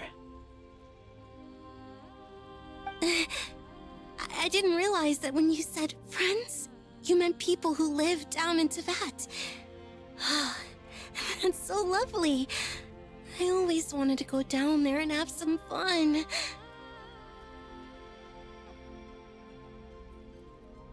Have you ever tried leaving this prison? Of course. Between us, we've tried everything. But no matter where we go, this space will eventually bring us back here. It's like the center of a whirlpool. Everything ultimately converges here, at the moment when Nibelung imprisoned us. In that case, have you tried using any of those pathways that connect this space to the real world? Sorry? What are those? They're passages through which you can make small-scale changes to reality by using Kuvaki. Or am I the only one who can use those passages? Because part of my soul remains in reality. Kuvaki. What is that? You don't know? It's a unique kind of elemental energy found only in Nodcry, the land from which the moons arose. Oh. Well, it's true that the moons first rose up from the part of Tevat you say is called Nodcry. But there is no difference in the elemental energy between there and anywhere else. What? Could you show us some of this Kuvaki? Hyposelenia? Maybe if we see it, it'll make... Okay.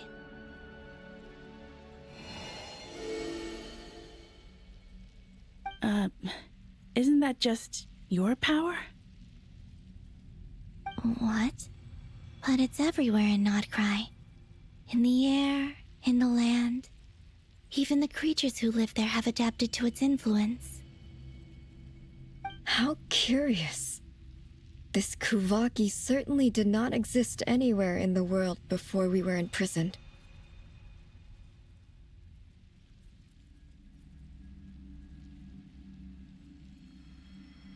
let alone influence living creatures.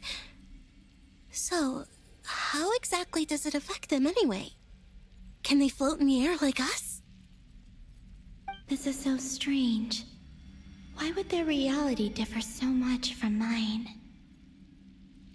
Columbina, you're looking for more than just a way out of here, aren't you? Yes. If I am to help my friends, I will need tri-lunar authority on par with that of our foe. You mean... you'll need our power? This sounds extremely risky. The Three Moons' powers are not mutually compatible. Concentrating them into one goddess will be a very painful process. And if anything goes wrong, it could tear you to pieces.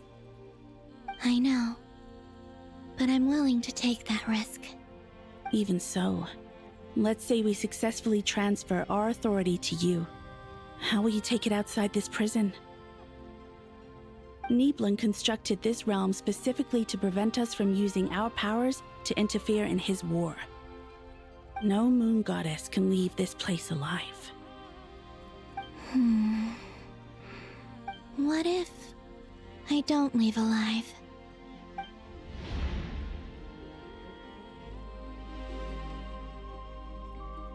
Where do we even start? How are we supposed to figure out what we're meant to do to help Columbina?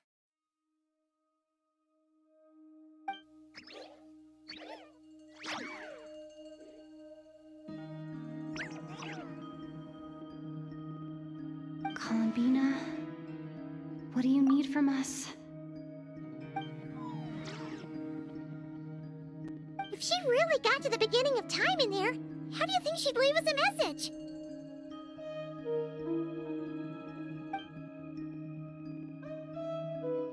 You don't think she'd write it down on a stone tablet somewhere in the hopes that we'd find it, do you? Seems unlikely.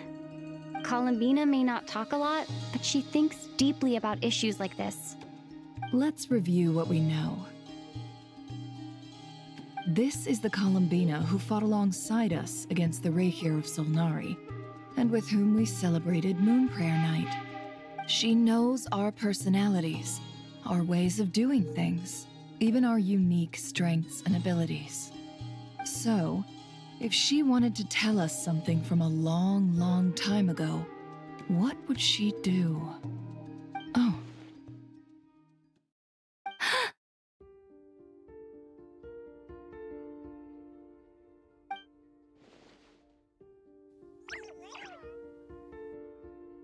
Traveler, you once said that those golden ripples also appeared when Luanatar was born. What if Columbina left Luanatar here, not just as an anchor to the real world, but for some other purpose? If she is part of Columbina, and Columbina knows that I can see past events through her... Oh yeah! Like when you peeked into Rarer's past through his heart! Nefer, wait! If you're right about this, and you can really see past events through Luanatar, your eyes, they'll... Oh, I know. Looking at Rerir's past in Conria was already enough of a strain on my eyes.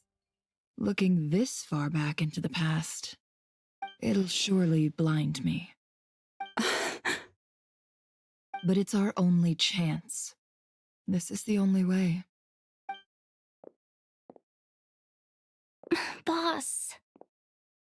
We spoke about this once, a long time ago. Do you remember what I said, Yehoda? The day I lose my sight, the Curatorium of Secrets will be yours to run. But... What's wrong? I'd be overjoyed if I were you. This day's come a lot earlier than either of us expected. I need to know you'll honor our agreement, Yehoda. Promise me. Yes, Boss Neff. I promise. Are you sure you don't want some time to think this through?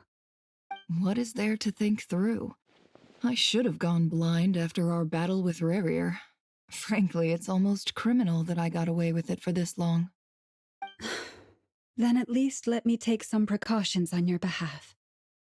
And if you really do lose your sight, I'll visit your office every day and make sure you're well looked after. Oh, please, anything but that. I was actually ready to go through with this. Are you trying to scare me into backing out?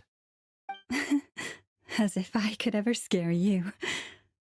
I'll assume you're just joking to calm your nerves. All right, enough chit-chat.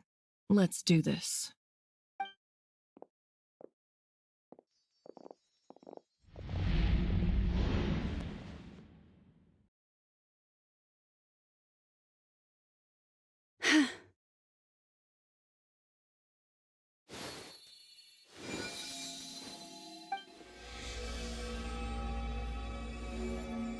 All done.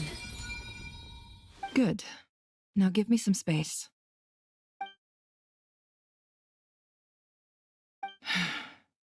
Come on then, little one. Show me what happened in the past.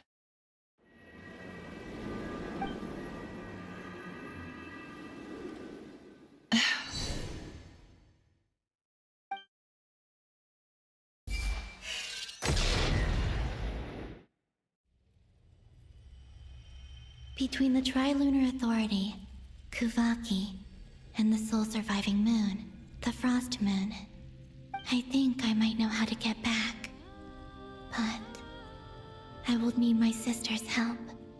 Time to go talk it over with them.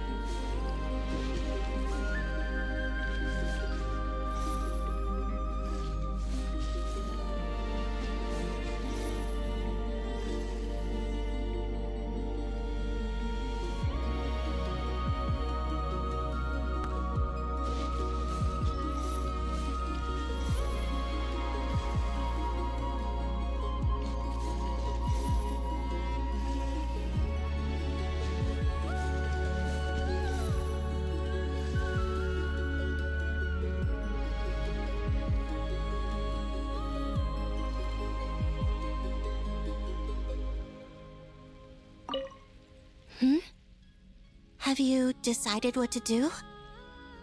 I hope it's not too dangerous. You really scared me when you said that thing about not leaving here alive. Come on, let's go find the other two.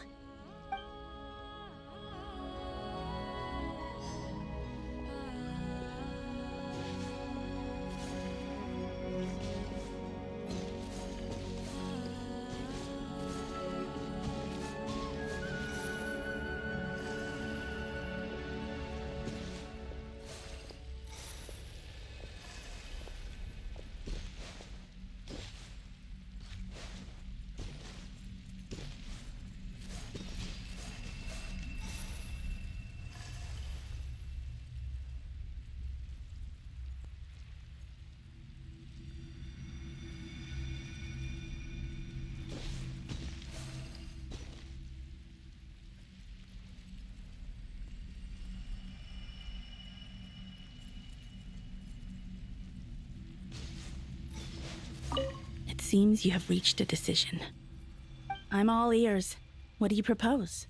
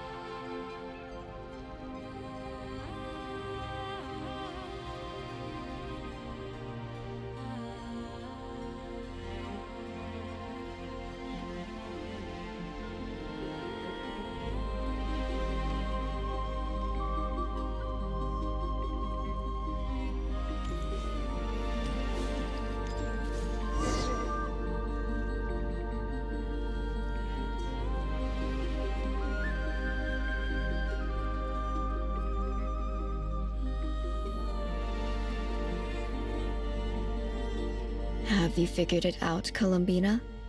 Tell us, how do you plan to leave this place? I intend to die here, in this moment, and then be reborn in the future with the help of my friends. What? What are you saying? How can the dead be reborn? And how will you inform these future friends of your plans? You can't exactly leave oracles. Nothing can escape this place. Not a single ray of moonlight. And even if you found a way, what if they never find the message you left for them? You'll... No, that won't happen. Come again? They will find my message. I'm sure of it. I'm not following. How exactly will you achieve this? It's quite simple, really. First, I will leave my soul here.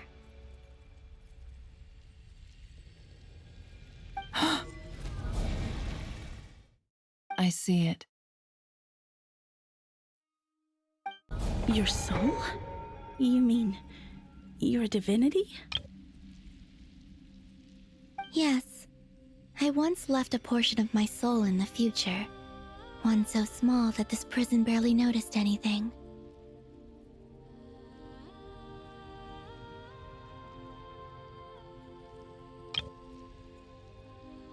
In this very moment, she can resonate with my soul across time. When the time comes, I believe that she can serve as an anchor to pull my soul from here back to the future reality.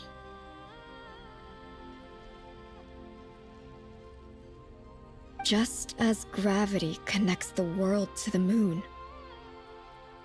Exactly. In the future, where I came from, the moon has been cast beyond the false sky, but I can still feel that it is there. In a similar way, I can feel a connection to the soul fragment I left behind even now. My friends can use it to detect my presence. But how do you just leave your soul here? Is that even possible?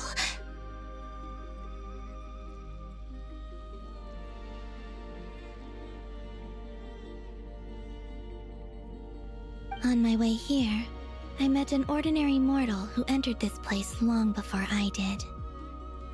Her body is long gone, but her soul remains.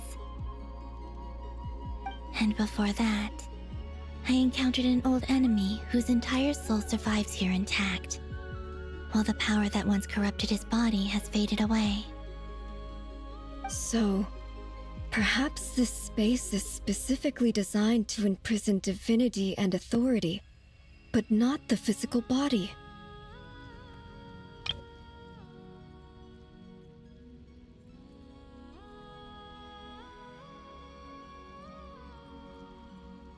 Still, even if your body can escape, would it not just be a lifeless husk without the soul inside?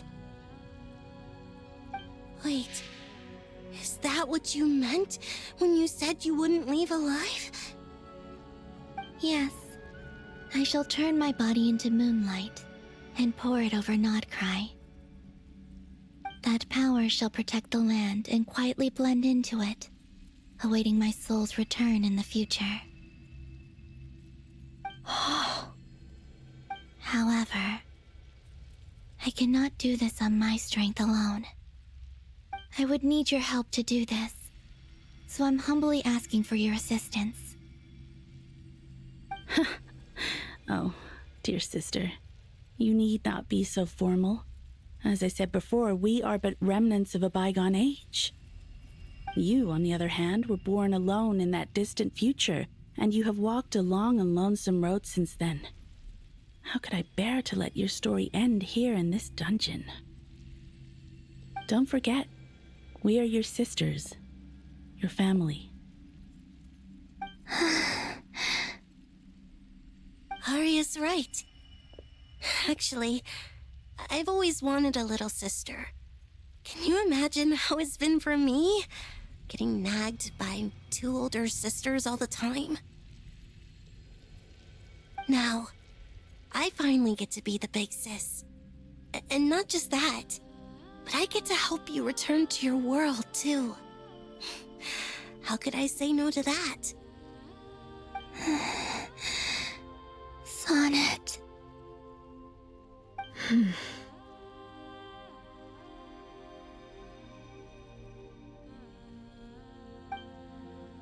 Canon? I'm sorry. I know this is a bold request. The Frost Moon is rightfully yours, and it remains intact. Oh, no, please, don't misunderstand me, Columbina.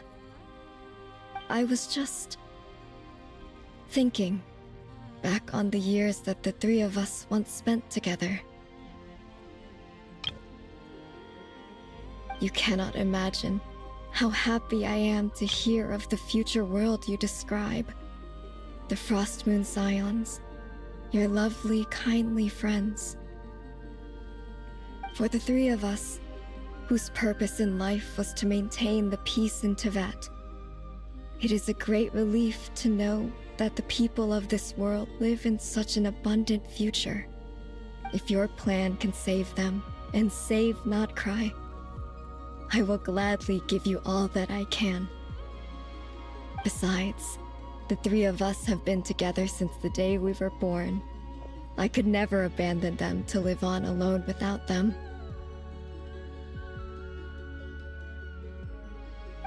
Canon. Still, I do have one question I would like to ask you before we proceed. Certainly. What is it? Why do you cover your eyes?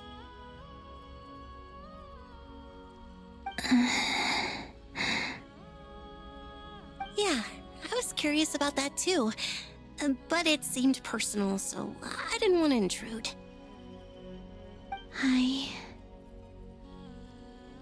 There was a time when I refused to look upon the world. I believed it was full of nothing but lies and falsehoods. I wished to hide my feelings, seal my heart, until I could return to my true home. I see. Perhaps that decision saved you from ever having to see the false sky again. But at the same time, you likely missed out on many true and precious things, like the smiles on your friends' faces. Promise me this, Columbina. When you return to the future, open your eyes, take a look at the world around you, and see your friends. I'm sure that you know this already, given that you long to return. But that is your true home.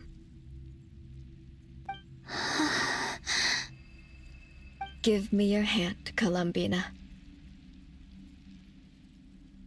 Aria, Sonnet, you too. Okay. All right.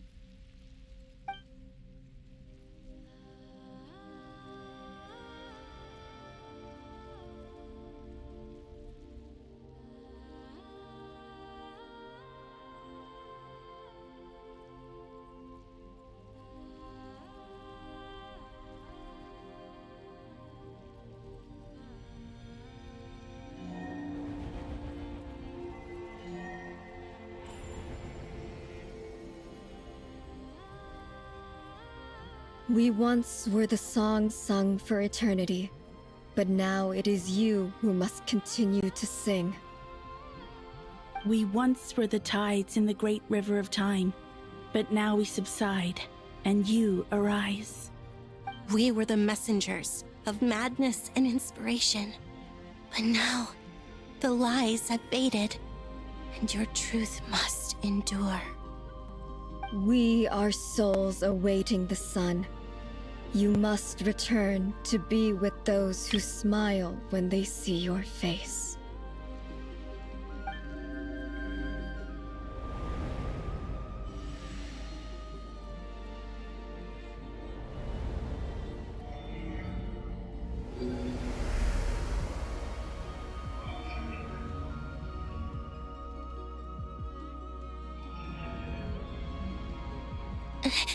Is it done?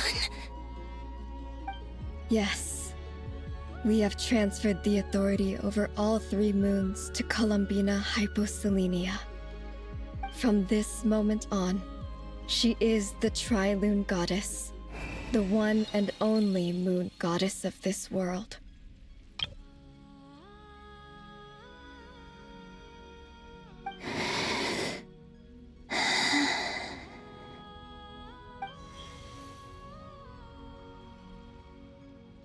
Thank you. Thank you, my sisters.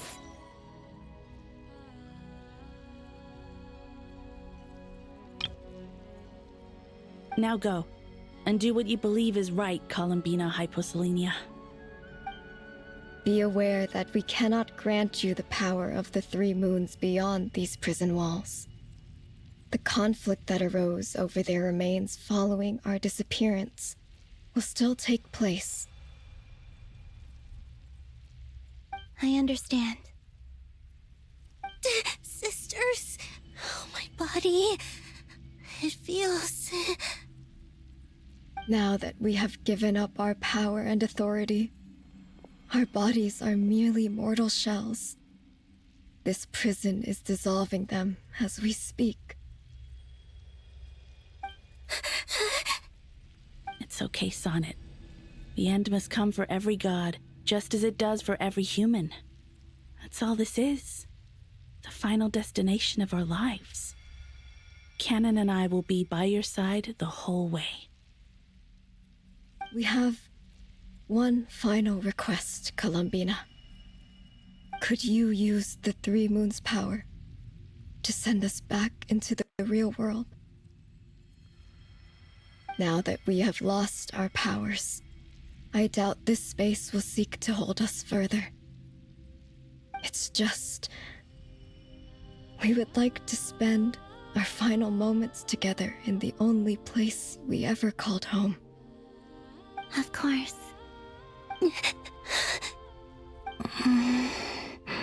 Sonnet. Yes. Don't... I wish I could tell her not to give in to the abyss. Not to be afraid. But is this really what I should say at this moment? Don't forget. I'm so glad to have a big sister like you.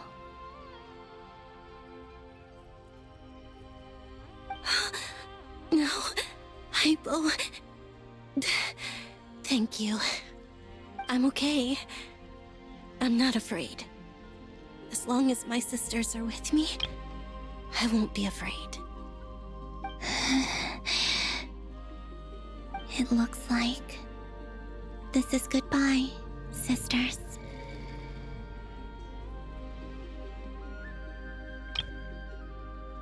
Goodbye, Columbina.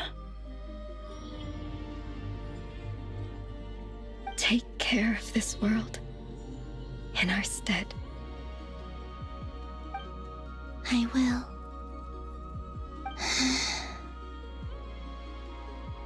And now, it's time for me to bid farewell to my body, too. May it become the moonlight that keeps Nodcry company through the long years ahead.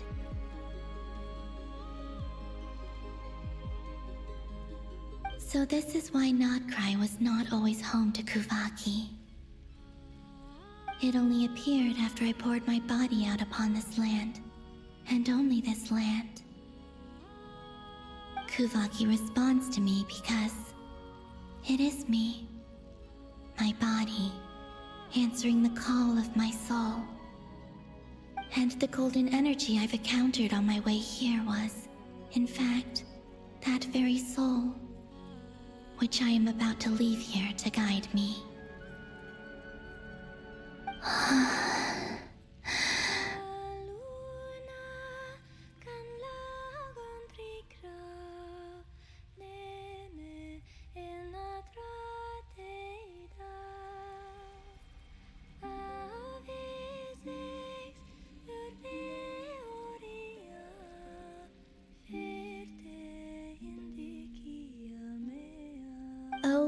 Trilune eternal moonlight. I, Columbina Hyposelenia, lay aside my body. Let it be cast into the dark night to illuminate the future.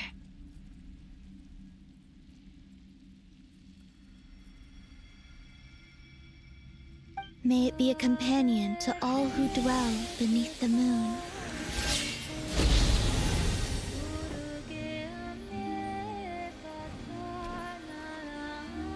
Until the time comes for me to return home.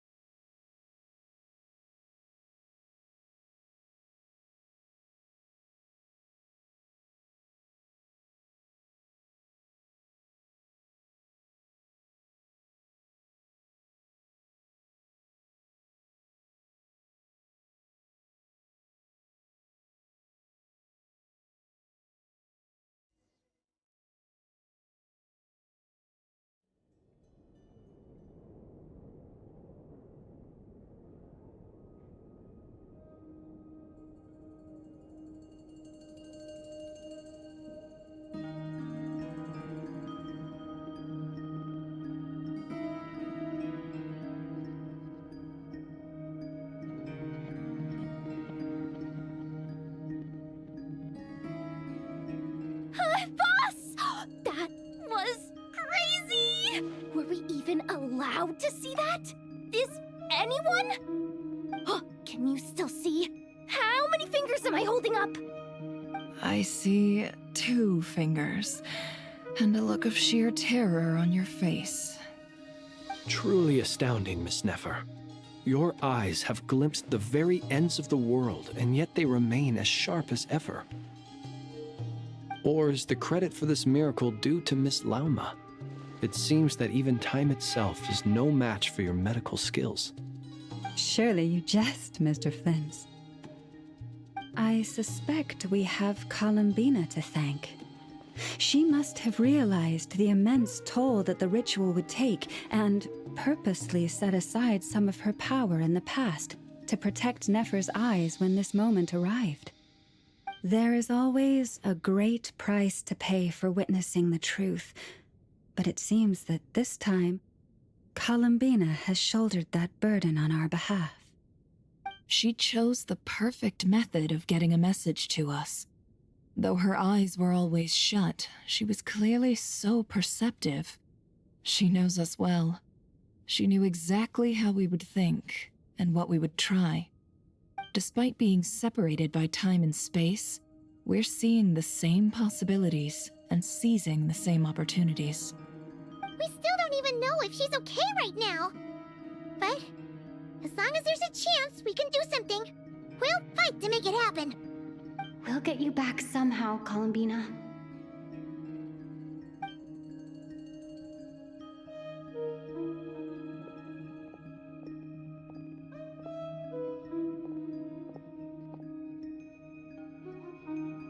Well, based on the information we now have, let's figure out our next moves. Thanks to these gentlemen, we have a much clearer picture of the situation with Dottore. The civilian population has been moved to safety, so we no longer need to hold back. Miss Androne, how are the calculations going? So far, so good. I'll keep seeing how far I can push the system, though. Can't have Hat Man being powered down for nothing. There's still a long road ahead. Where should we begin?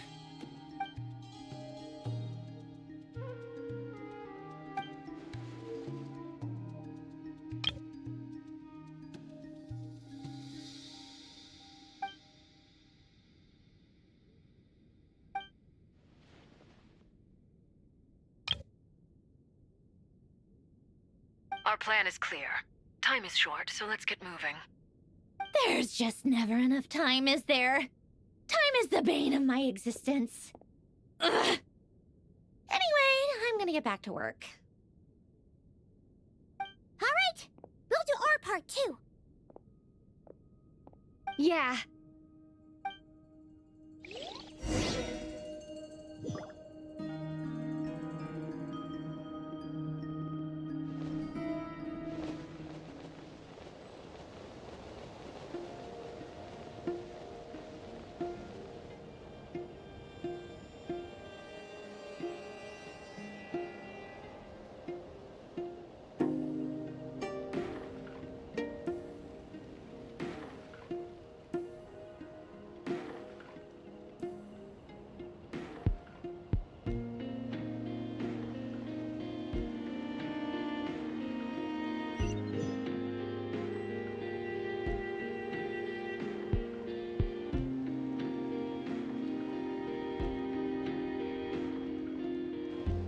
Albedo's theory says that elemental energy can dilute the light realm's power. But I'm no expert in building elemental defenses. Sounds like something out of the advanced elemental theory section of the library. Whew.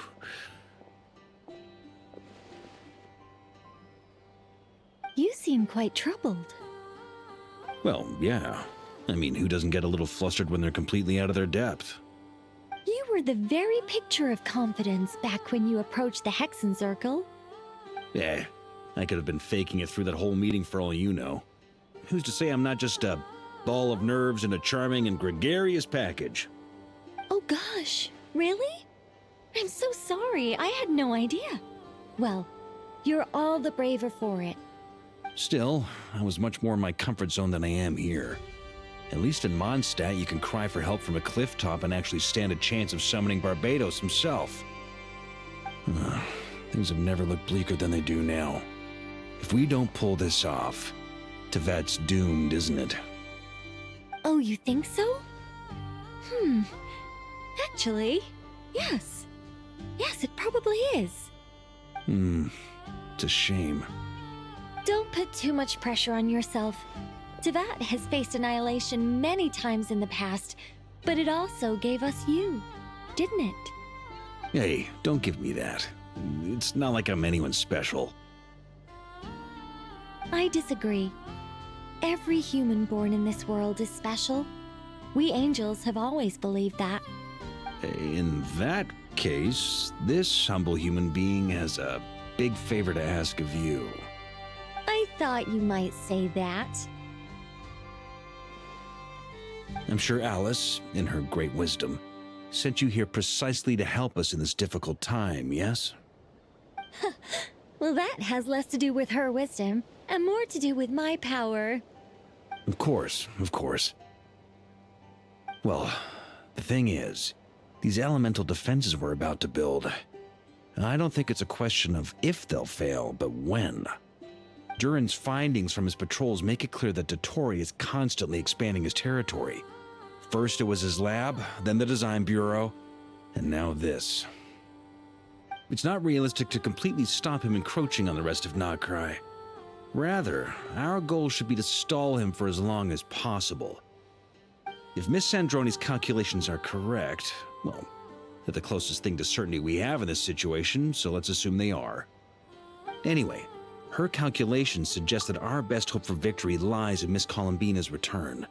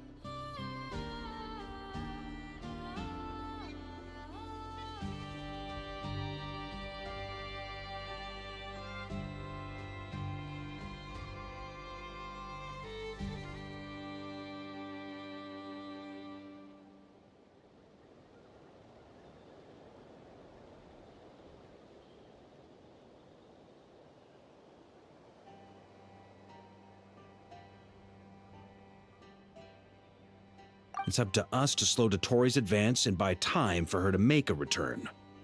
Are you asking me to help you with building the defenses? No. I'd like you to prepare for what comes next. When he eventually reaches us, we will have to fight him. You were an angel once and a mage now. I'm asking you to lend us your protection. Oh. Can I take it that you're triggering the terms you fought for during our three-way talks? Well, technically those terms were about protecting Mondstadt. But if you're happy to agree to the change in location, then yes, let's do that. You're cashing in on this much sooner than I'd imagined. Well, yeah. The way things are going, I might not get another chance. Very well. The mages have heard the knight's plea, and we will respond. To tell the truth, Alice and I had already discussed how we might help you all, so I didn't come empty-handed. I always like to be prepared.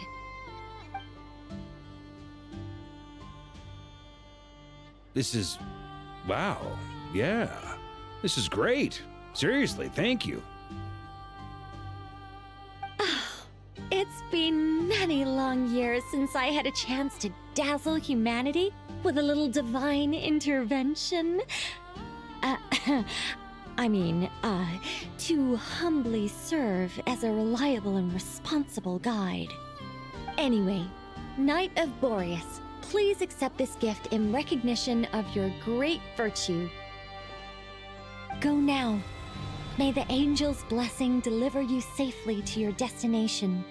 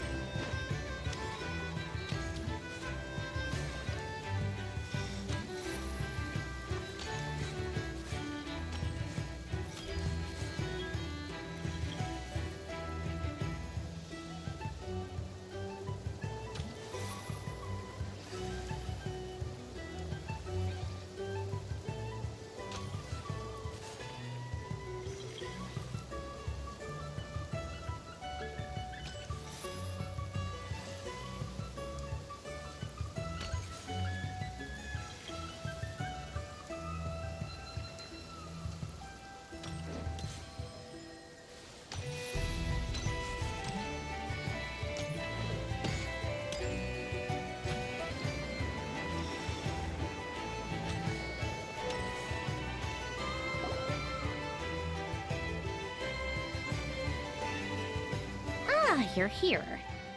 Sandrone! How are things going? Glad you asked. You two are about to become the first people to lay eyes upon my masterpiece. Or should that be the first person and the first, specter? Hey! Whatever. Come, feast your eyes on this. Wow! We've never seen something like this before. This meter displays the progress of my formula. Currently, it's still making the most important connections. Once it's finished running, I'll deliver it right to your side. And then, we can finally bring Columbina back. What do you mean, deliver it? Can't you just tell us over the Dodo communication device? It'll just be some numbers, right? Ugh, you're such a greenhorn. This isn't the kind of formula you solve in math class. It's a highly complex algorithm capable of constructing a framework of rules. Ugh, whatever. We'll be here all day if I start trying to explain it. All you need to know is the formula must be completed before we can bring Columbina back. I'll share the data with you. Nicole's agreed to let me use her information channel, so we just need to use the Dodo communication device like so. And... there. Now you can check in on my progress. Wow! Look at that! You're amazing, Zandrone! About time you recognized my genius. Took you long enough.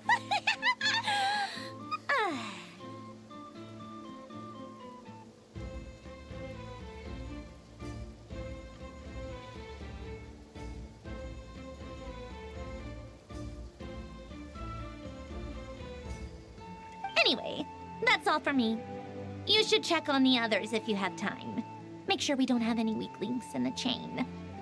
That might sound harsh to you, but close supervision is a common practice in a Fatui. Not looking to catch anyone out. I just care about everything going smoothly. That's all. I'm kinda stuck here while the formula's running, so I need you to be my second pair of eyes in the meantime.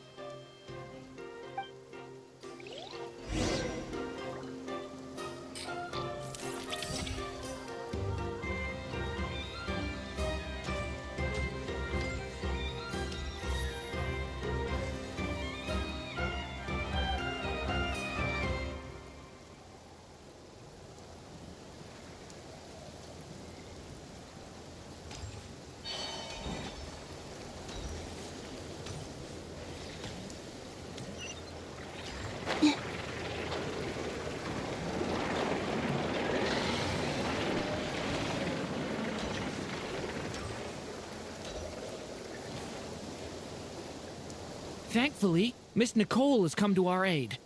Nasha Town is now looking very well defended.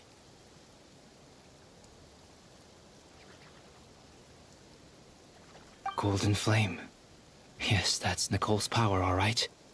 Based on the latest message from Grandmaster Varka, it sounds like they've reached an agreement. The situation should be more stable with her assistance. Everyone will have at least some degree of protection. Albedo! Durin! Hello there, you two. Are you well rested? That's good to hear. As per the plan, Albedo and I will be in charge of Nasha Town. As Dottoro's energy field expands, it's creeping ever closer in that direction. But we will do our best to hold our position. We fought side by side many times before, and always with great success. I believe this time will be no different. So don't worry about us. Focus on fighting Dottore.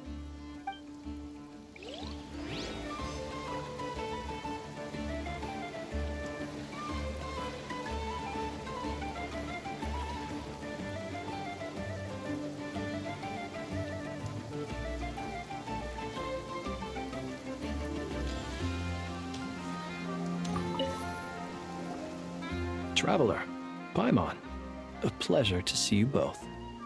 Friends! How's everything coming along? Fairly well, if I do say so myself. Personally, I am ready to confront Dottore head-on. Ooh, you sound much more serious than usual. To be honest, I am not usually fond of exercising my full strength. For one thing, it's hardly conducive to maintaining a low profile. Besides, I believe one should have the right to choose when to show their hand. I am conserving my strength until the moment of battle is upon us. Anything to boost our chances of victory.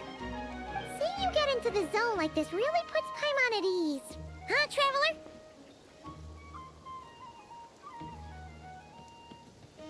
I consider it an honor to have your trust. Rest well. I look forward to seeing you both in your element during the battle.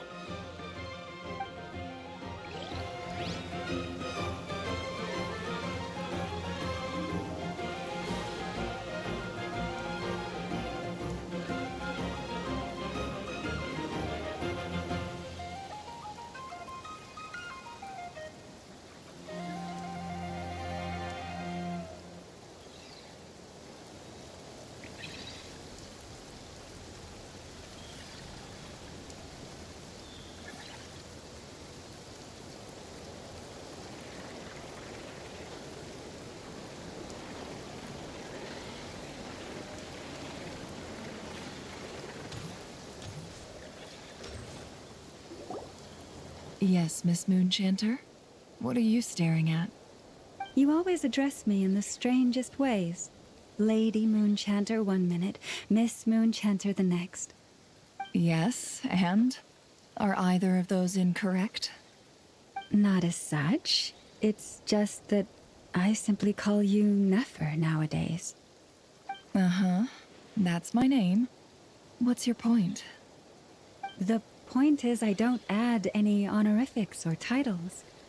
Meaning what? That maybe we're on friendlier terms now than we used to be.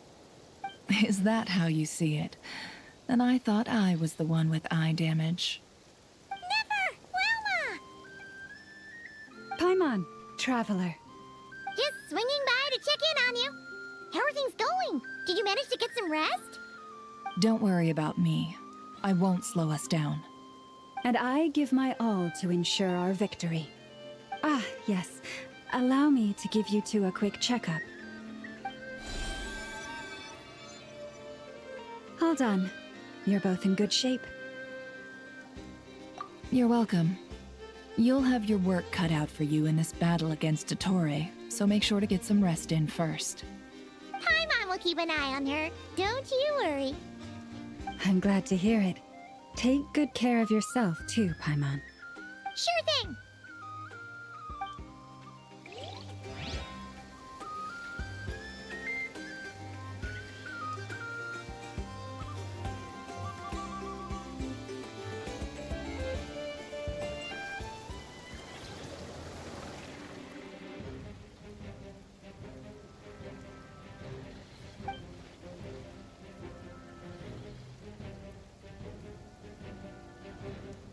Here they come.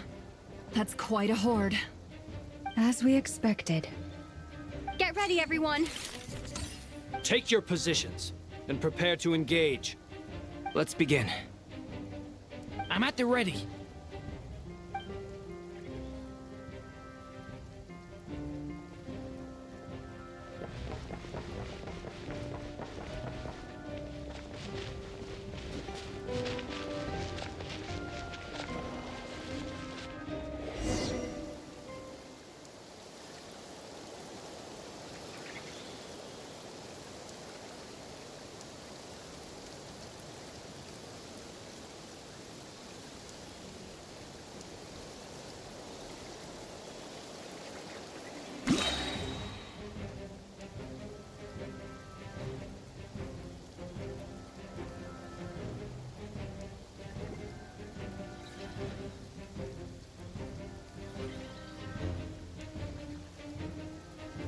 What a waste of time!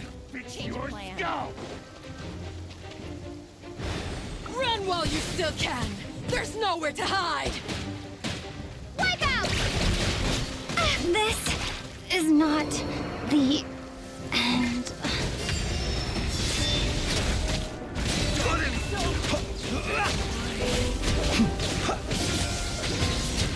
Did it take too long? Another one? Fine. Your name on it. To dust. Close your eye.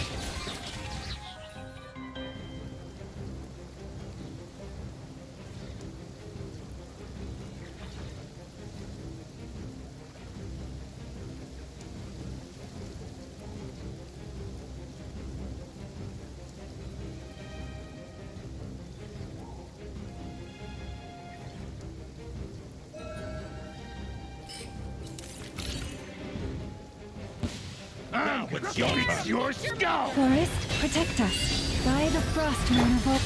No more lies! Time for the big one! It all falls into place!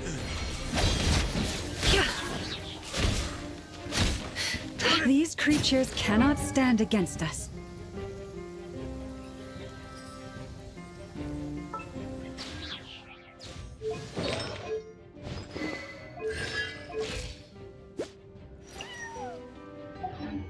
Oh, fighting talk. Just don't let your guard down.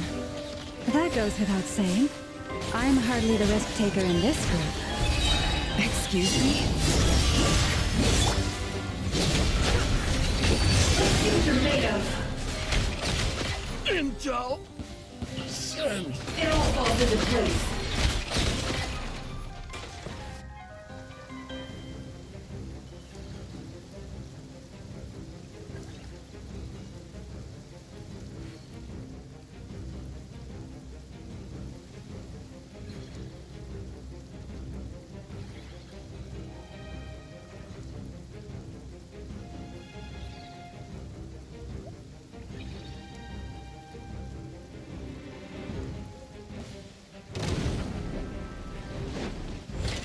Moment of birth.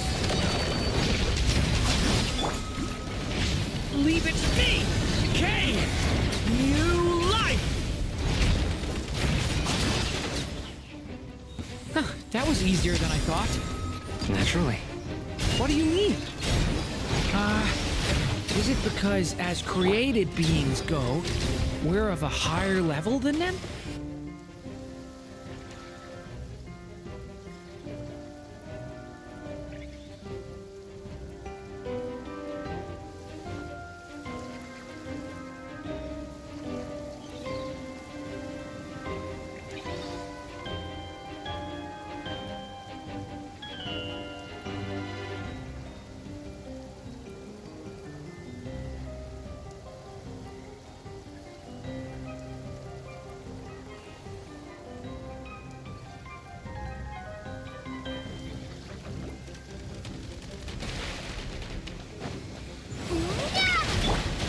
You poor lost lamb, for the everlasting forest.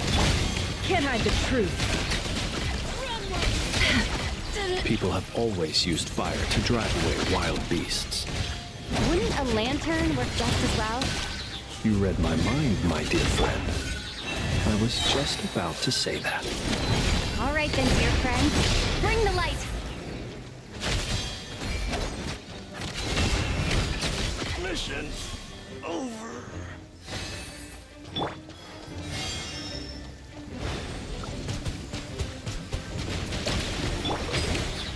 Taurus, protect us by the frost moon of old. Can't hide the truth. It all falls into place.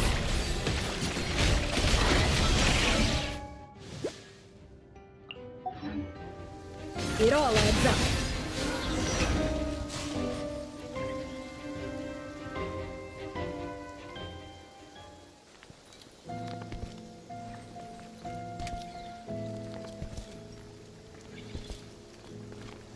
You're looking well. I trust you've had a good couple of days. Dottore. It's actually a good thing, in my view. If the subjects of my experiment were to die prematurely, it would throw quite a wrench in the works.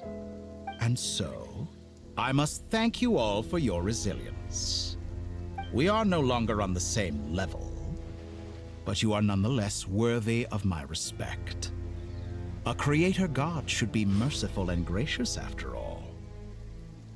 And in any case, it is only right that before I end your lives, the world is informed of the arrival of their new god.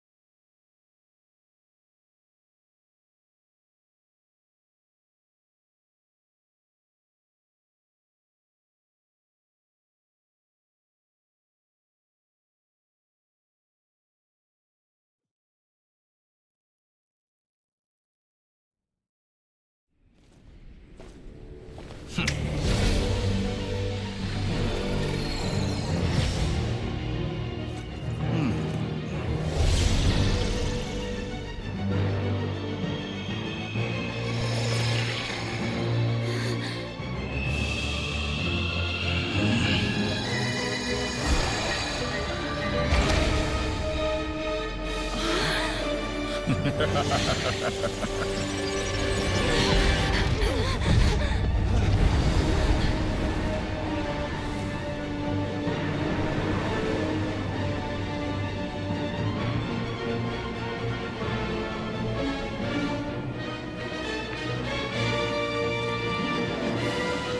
experiment begins.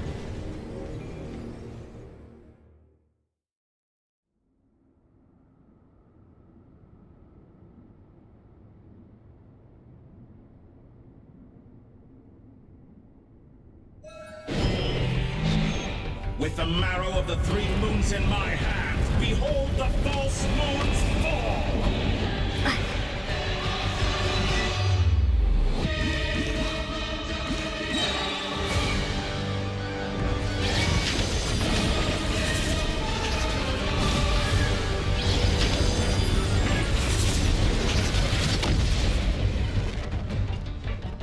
Pathetic.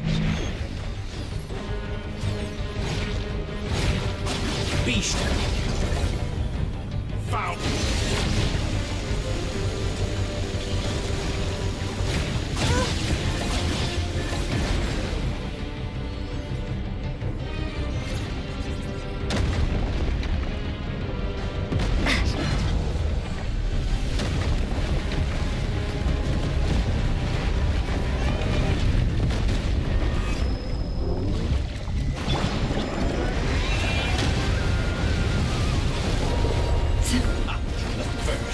Like an ant in my palm. Oh, I've been moved inside another space, and it's sealed off. Looking at the structure of it, it seems like the Torre intends to trap us here. There's no exit. Our endurance is about to be put to the test.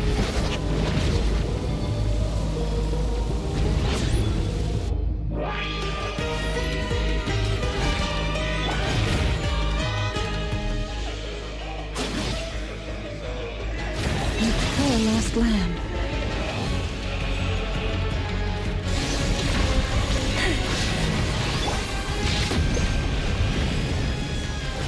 Pathetic.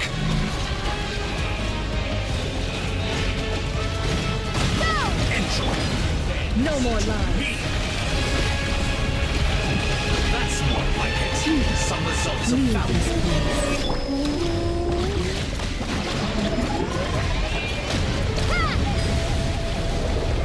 Reverse. Can't hide the truth. It all falls into place. The deception ends here. Excellent. You barely managed to touch my level. With one heart. Moons in my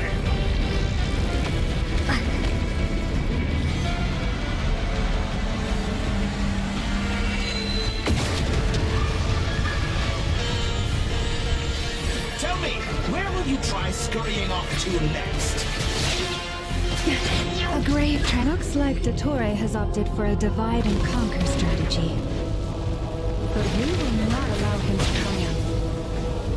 Now, I shall pray for our victory.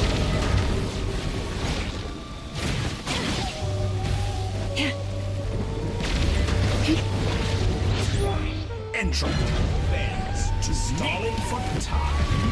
How inefficient.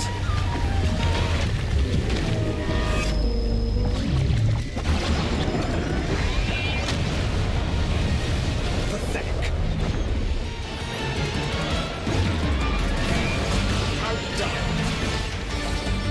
Perhaps you could try being a bit more proactive. Reverse.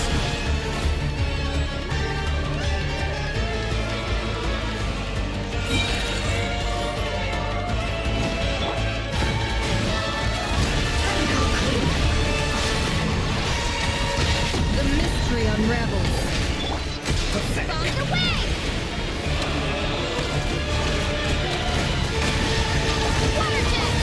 No more lies.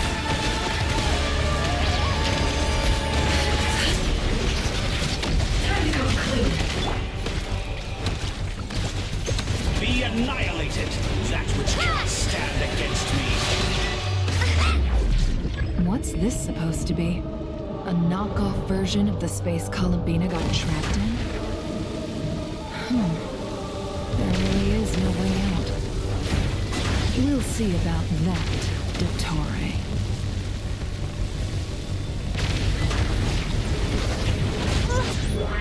My apologies. I am not intended to take your teammates from you. Do you have a choice? Obey, and I can release them.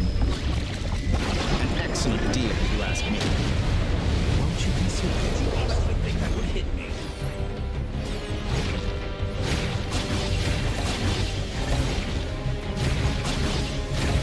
Reverse.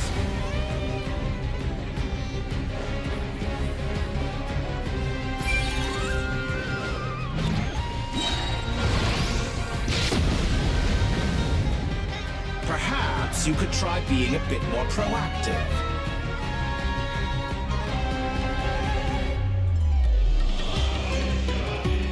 I'm aware you've been working on some little tricks to surprise me with, but it appears that none of them have come to fruition. My guess would be that you're trying to bring Columbina back. But then, where is Sandrone? Or are you trying to buy time for her? I always found their friendship to be a curious phenomenon. Two highly incongruent personalities, and yet they share a deep connection. Speaking of Columbina, I once saw her as like a younger sister. We got along quite amicably while she was with the Fatui. But then one day she suddenly decided she would refuse to take part in any further experiments. To this day, I truly don't understand what I could have done to upset her so much. It's such a pity. I could have had a sister, a family. But alas, she grew to dislike me. You're not fit to be family to her. That I can't deny. So many people, all obsessed with playing out the same tired old dramas. This world is rotten to the core. And then there's you. You had every opportunity to reach the right conclusion. The thought of killing you off like this? But I maintain that I approached you in good faith, so I will offer you another chance. Will you work with me? You have until I count to 10 to make your choice. 1, 2, 3... Not in a million years.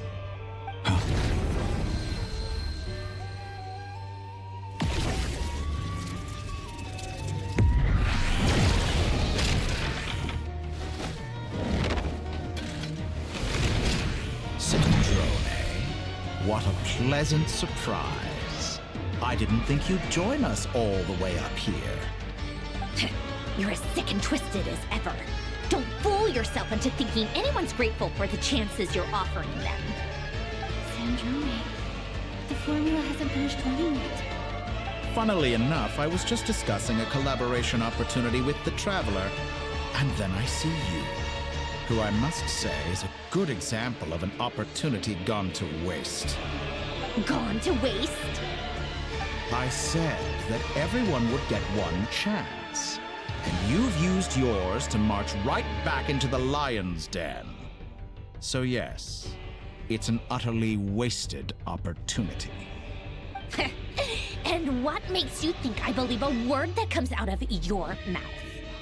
I was planning on disposing of your little formula after wrapping up more urgent business here. But since you've taken the trouble of serving it to me on a silver platter, I can simply bring it forward in the schedule.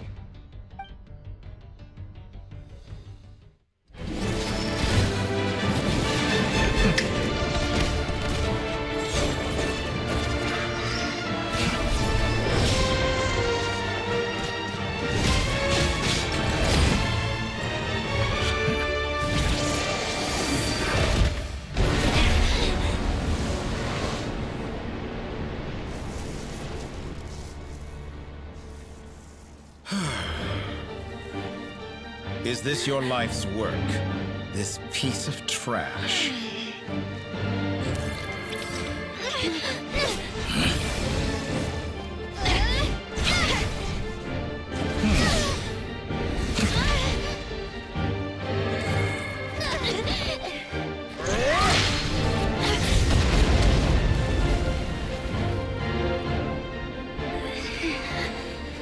Your formula runs too slowly, Sandrone. You put your hope for success on others instead of fighting dirty. That is why you have failed. Now, whom should I slay first? Any volunteers? No one? How nice of you to leave the decision to me.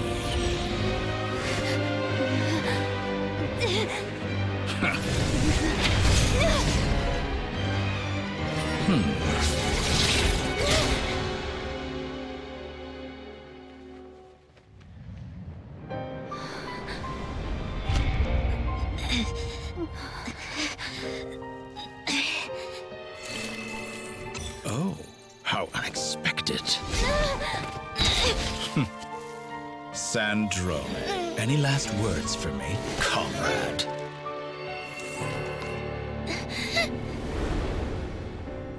Is there anything you wish for? Not really. But I've always known what I don't want. Go to hell, Dottore.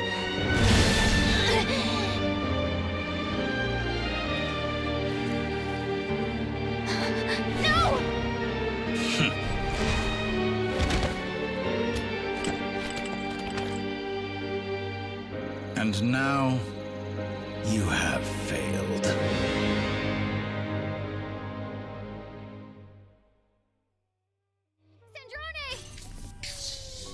Now you see how fragile mechanical contraptions are. Just a gentle tap, and they fall to pieces. However keen of an inventor Sandrone may have been, her death spells the end of the formula that was running inside her body. Of course, I have to commend her for making it this far. As her colleague, I have to admire her stubborn tenacity. Now, it is time for you to take your place by my side. My count was interrupted, but the second chance I extended to you still stands. Once again, you are welcome to join me. By now, I'm sure you have gained a greater appreciation for the power and authority I wield. What is stopping you from embracing a new world of endless possibilities? Not in the mood to talk? As you wish. You seem less talkative than usual today. I'll change the topic to something more apropos. Sandrone was always like this. Never trusting anyone, always so reluctant to share her research with them. Objectively speaking, she had her strengths. It is remarkable how she extracted and even optimized the world formula from so much data. But her inability to trust was her undoing. Had she allowed someone else to monitor or run the formula for her, you might still have a chance at victory even now. But regrettably, she was a stubborn fool. As much as it pains me, she had to go. Dottore. Maybe this is news to you, but people can change. Columbina surprised you when she escaped, and I think Sandrone would surprise you too. Change? You can twist the truth however you want, but I see it clear as day. You're the one who can't trust other people. Is that how you see me? By this point, what can you hope to do about it?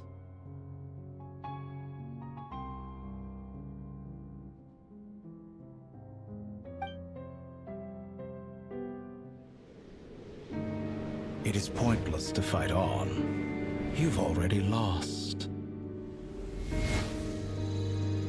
Wrong. You can't win this, Dottore.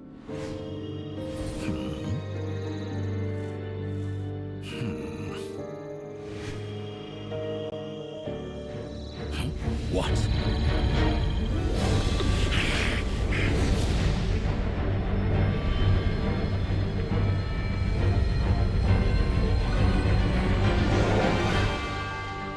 My formula can get us 90% of the way.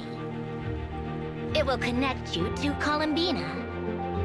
Then, I will bring the formula's output to the Traveler's side. For the last 10%, do whatever it takes. Just bring the moon down.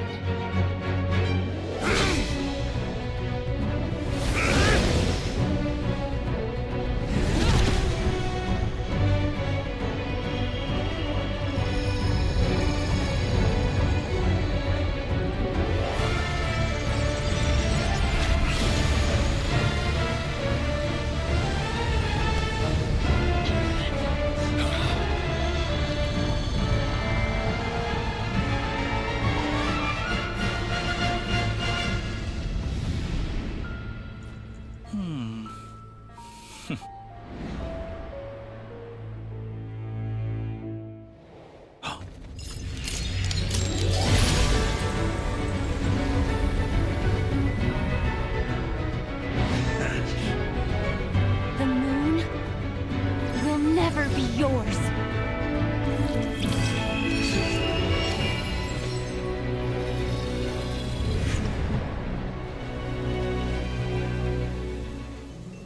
I turn my body into moonlight and pour it over Nodcry. My soul, I leave here to inform my future friends. Lastly, I will hide the Trilune Authority within the Frost Moon. And when my body, soul, and authority are reunited, finally...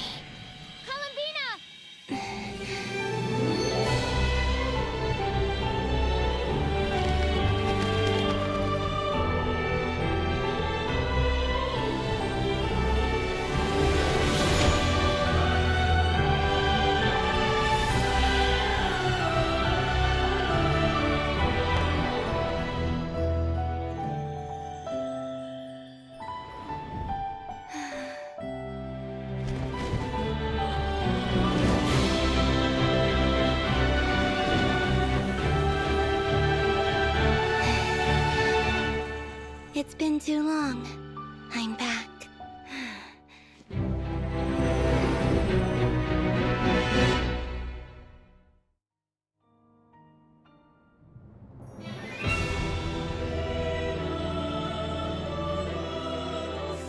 Stay focused on the battle, Traveler. Excellent. What a touching reunion. Though I personally find myself repulsed by the sight of weaklings huddled together for war. Now, quite finished patting yourselves on the back. Pathetic. Show me how long you can struggle before you drown. Did you... Watch out, Columbina! He can manipulate space itself! Wait for the right moment. We'll strike together.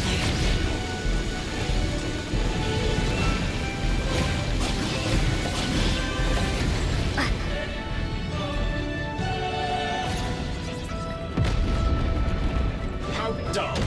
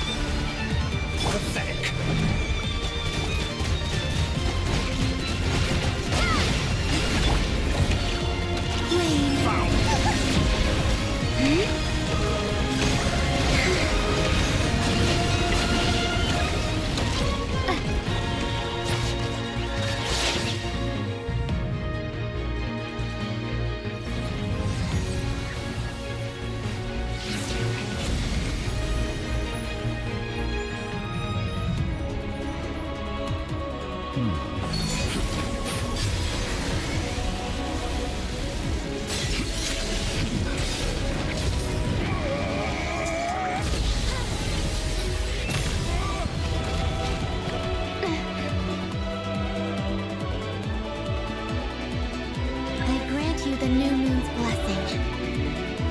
The new moon shines upon you. I am growing weary of your stubborn resistance.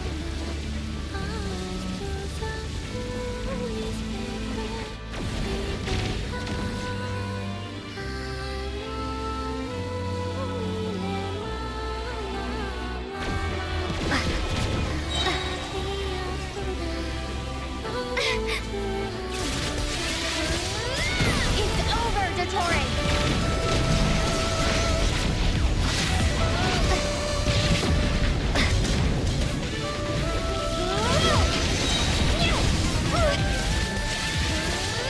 Time to pay for your heinous crimes!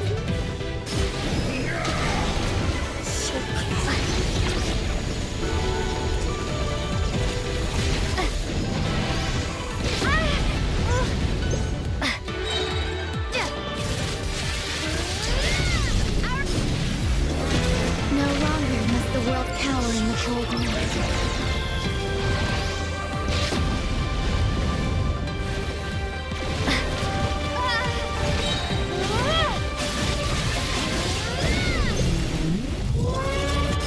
Let the moonlight dispel the darkness.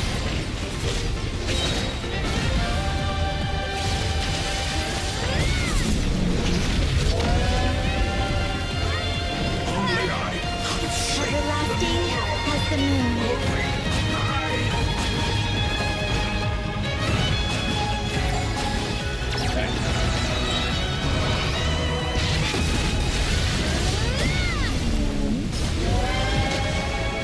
Only I could have shaped the new world. Only I.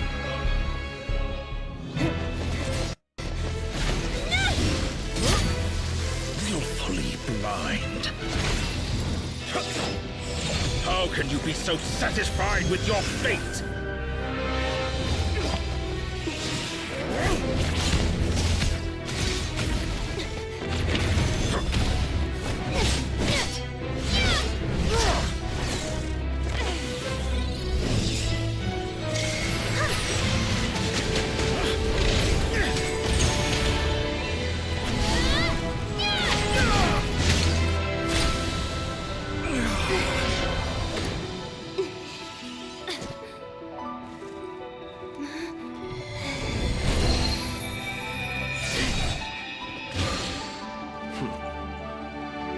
This battle was never about fate. It's about friends, family, and the home you stole from them. So dull. Only the weak rely on each other for comfort. You shall see. Once I transcend fate, you will be nothing but fodder for my grand experiment! That will never happen.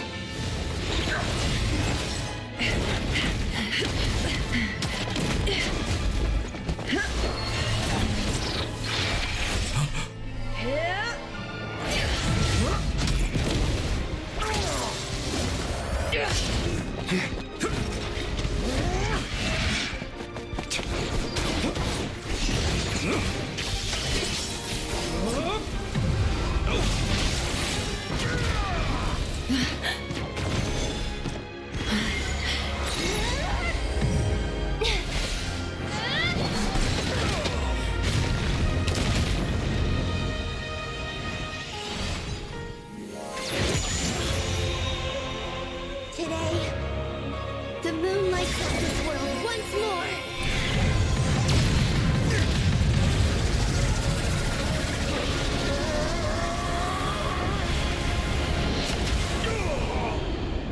This loathsome world.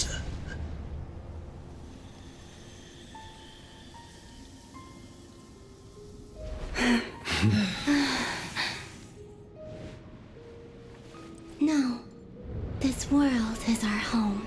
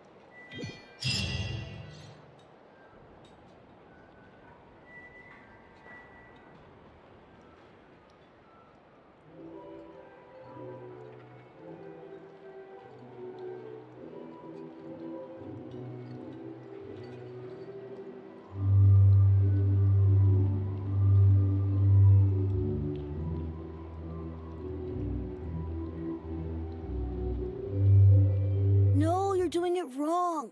The moon looks like this now. What are you drawing, children? The new moon, Mom. It looks different than before, doesn't it? Also... Can I go buy a sugar sculpture today? Please? Just one? All right. I suppose today is a special day after all. Almost like a festival. Extra, extra! Get the latest Nasha Express here!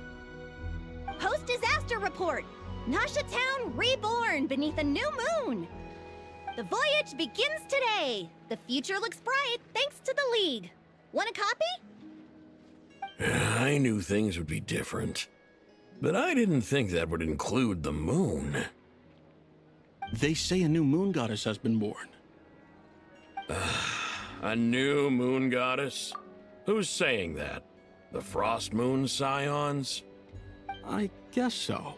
I'm not too clued up on the details. As far as I'm concerned, the moon's still in the sky and it's business as usual. Hey, since we've come all this way, shall we grab ourselves a free meal while we're here? Are you a convert now? Or are you just here for the free lunch? Oh, come on. What does it matter? After everything we've all just been through? That smells good. All right, that's it. I'm hungry. Time to eat. Come on! We gotta get there early, or there won't be any good spots left! Shh, keep it down. This is a residential area. What if people are still sleeping?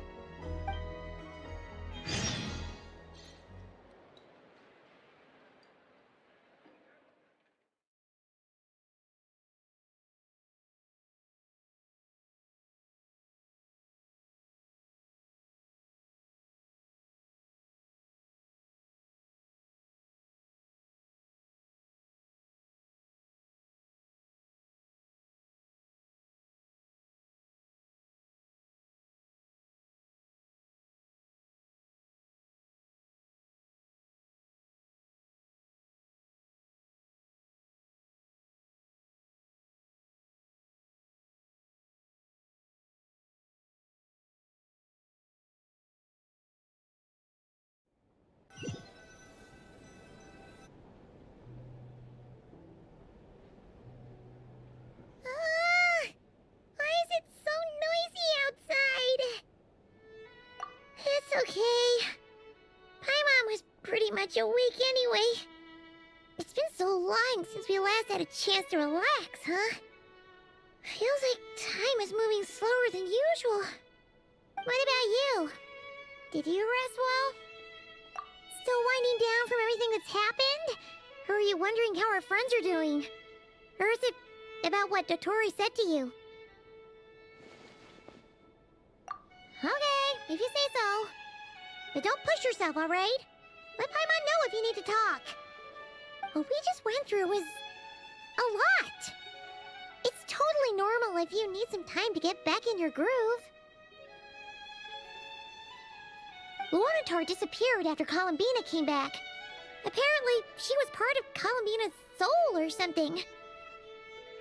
Still, Paimon kind of misses Luanatar somehow. But anyway, you did great. So did Paimon. We all worked our butts off to contain this disaster, and in the end, we made it. So, chin up, Traveler. You should be proud of yourself. Hey, don't poke fun. You should be glad that Paimon's growing as a person.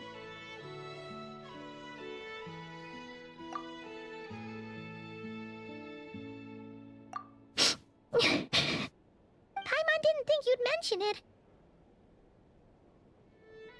You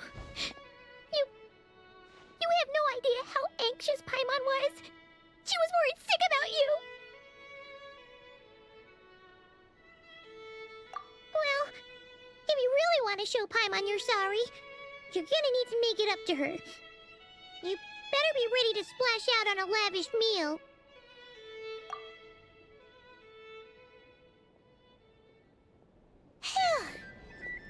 Okay. Paimon's full now. Huh? Oh, well... Traveler and Paimon. Good morning. Morning, Yehuda. Here for some breakfast? Oh, I've already eaten. Just need some water. I was mostly worried you might forget what day it was today. So, I came over to remind you. Careful there, Paimon. Too much food will make you drowsy. Don't let anyone catch you hiding at the back and nodding off during the League meeting. You should probably be saying that to Aino. She's the baby of the group, if anyone. True. You know, I'm surprised that all these competing groups are actually coming together to try to solve things together. Definitely a first for Nodcry. Well, nothing like a region-wide calamity to bring people together. After that, surely even the most self-interested people have to realize that going it alone isn't worth the risk, right? Try telling Boss Neff that. She's not exactly convinced that people are gonna get with the program. Really? But if she's so pessimistic about it, why'd she agree to be the Curatorium's representative in the League? Probably 'cause even though Unity sounds like a pretty far-fetched idea, the benefits it would bring make it worth a shot. I think things will work out, though. I swear, Nodcry feels like one big family now with everything that's happened. More than it used to, anyway. Paimon's with you on that one. And it seems like plenty of other people agree, too. Just listen to the bustling streets. All right. Everyone's been rebuilding these last 2 weeks, and the evacuees have been coming back in droves. Life's slowly returning back to normal. Which means my workload's probably gonna shoot back up. Were you about to head out? There's still some time before the ceremony begins, you know. Yeah, we were gonna take a stroll around the square and say hi to some friends first. Sounds good. See you later then.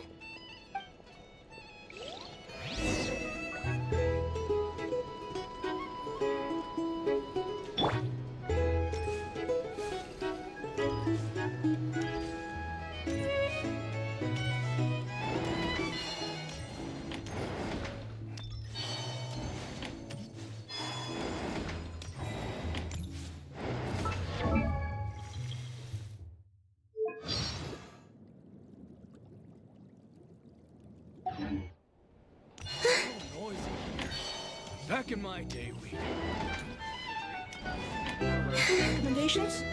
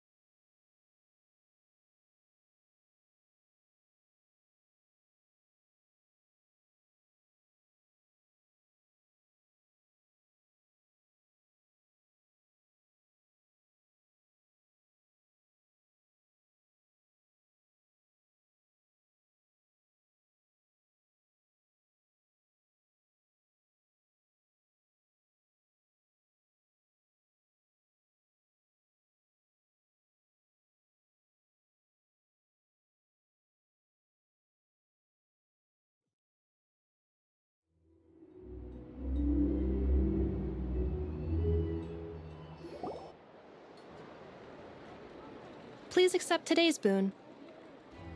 Have a nice day. Are Paimon's eyes deceiving her? Or is that Inefa handing out food for the Frost Moon Scions? Hello there. Would you like a feast of the moon, along with some snacks of the day? So, what's new, Inefa? It was only a few days ago when we last saw you, but it looks looks like you've joined the Frost Moon Scions in that time. And I know too? What are you talking about, Paimon? We're just here to help. Duh. In the wake of the disaster, it's all hands on deck. We responded to Lama's request for support. At times like these, the smallest good deed can inspire others and help them through the hard days ahead. And we're using eggs and heating tubes to make that a reality. In true Krumkake Craft Shop style! Enough! Did you hear that? The Traveler said I did good. The Traveler!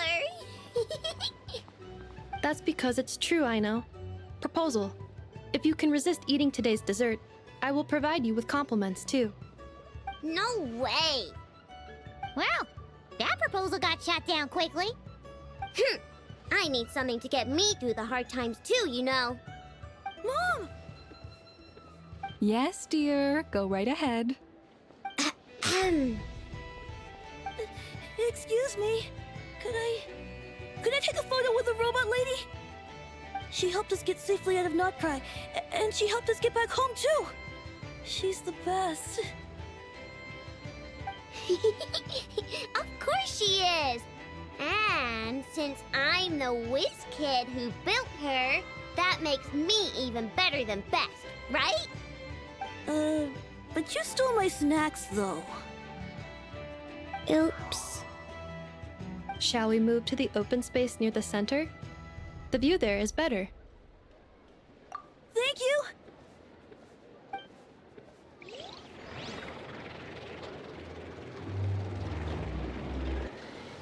Aren't you the better pick for this job, Flint?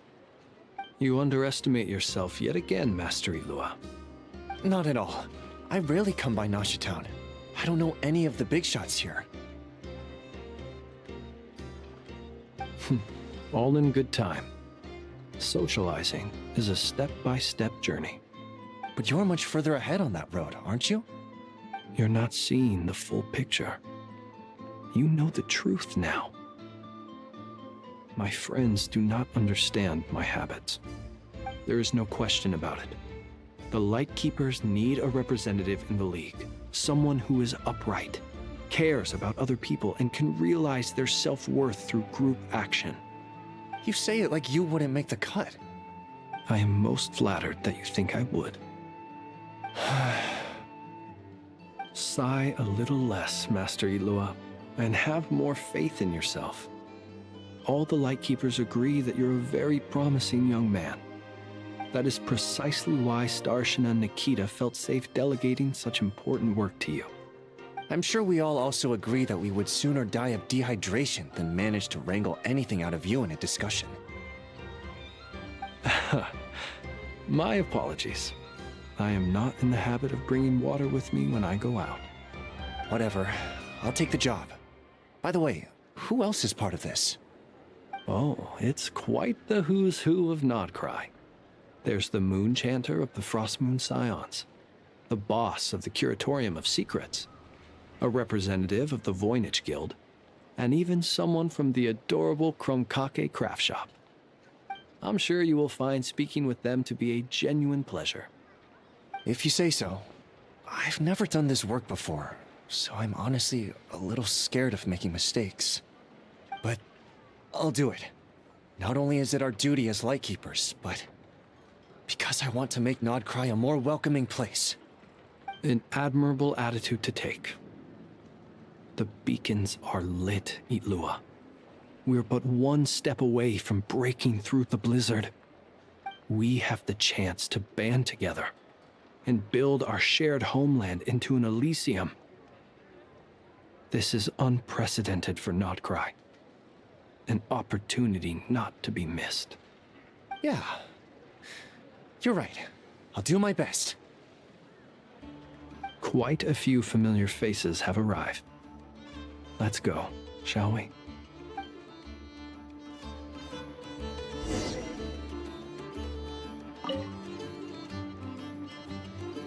You look so cool when you fly, Miss Robot, and when you use your spear, too! And even though you took my snacks, it's pretty cool that you can build stuff like this. You've got so many inventions. It's amazing! Also... Micah, we need to go now. 1 second! Please take this Feast of the Moon, as well as some snacks. Share them with your mother and your lovely family.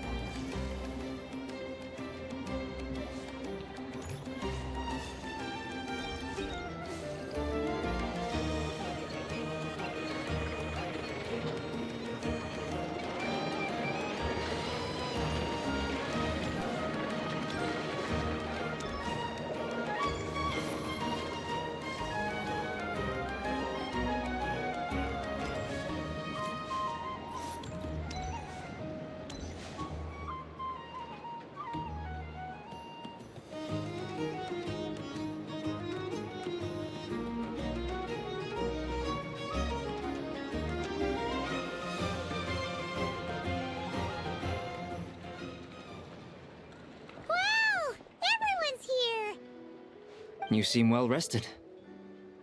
I know no one's asked, but I'm sure you all want to know, so let me just say, we're doing great. Thanks. Well, great, but not perfect. Starting to lose my mind from boredom. Can't drink a drop of alcohol while I'm waiting for my wounds to heal. I'm sure you had a sneaky swig or two. Wait, how'd you find out? I'm sure you must be missing Mondstadt after all these years away, Grandmaster. Yeah, you could say that again. Every time I get news from Mondstadt, it makes me want to go back and see the place for myself. Honestly, once things are wrapped up here, I think it'll be time to head back home. Hey, looks like someone's taking the stage.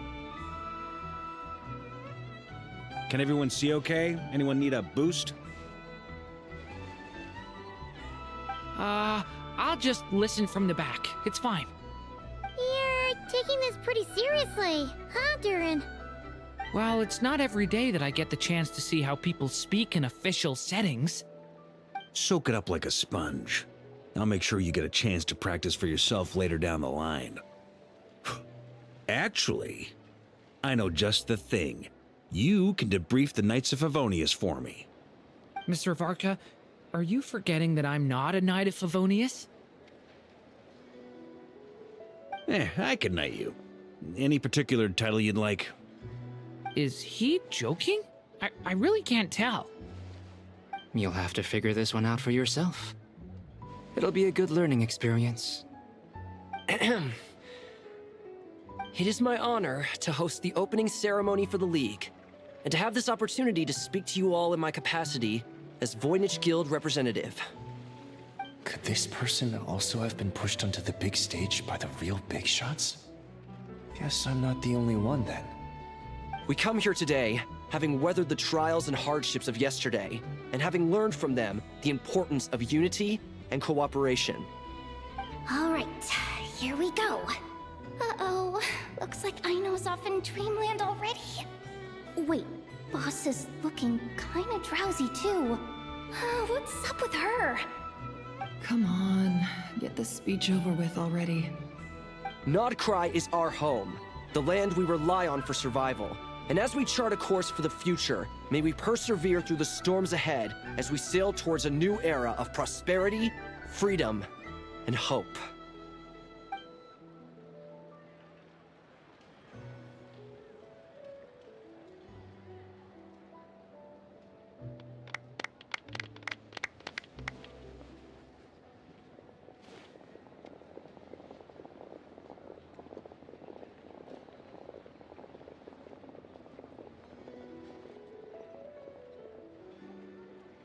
Looks like we'll have more opportunities to travel in the future. I'm sure you'll cope, Lady Moonchanter, given how fleet of foot you are. Unfortunately, I suspect I'll be too busy at the Curatorium to act as your host. We have a busy schedule, Not to mention an international network of contacts to manage. It'll be all right. I'll just check your schedule with Yehoda well in advance. And if she's not available, I can simply ask Ashru. You... So giving my employees extra workload isn't enough for you? You're really going to drag my cat into this too? I thought you'd approve. Aren't you forever increasing your employees' workloads? That's a bold statement. Are all the Frost Moon Scions feeling more audacious now that your moon goddess has returned? Columbina's return has brought joy to all who care about her. That includes both you and me.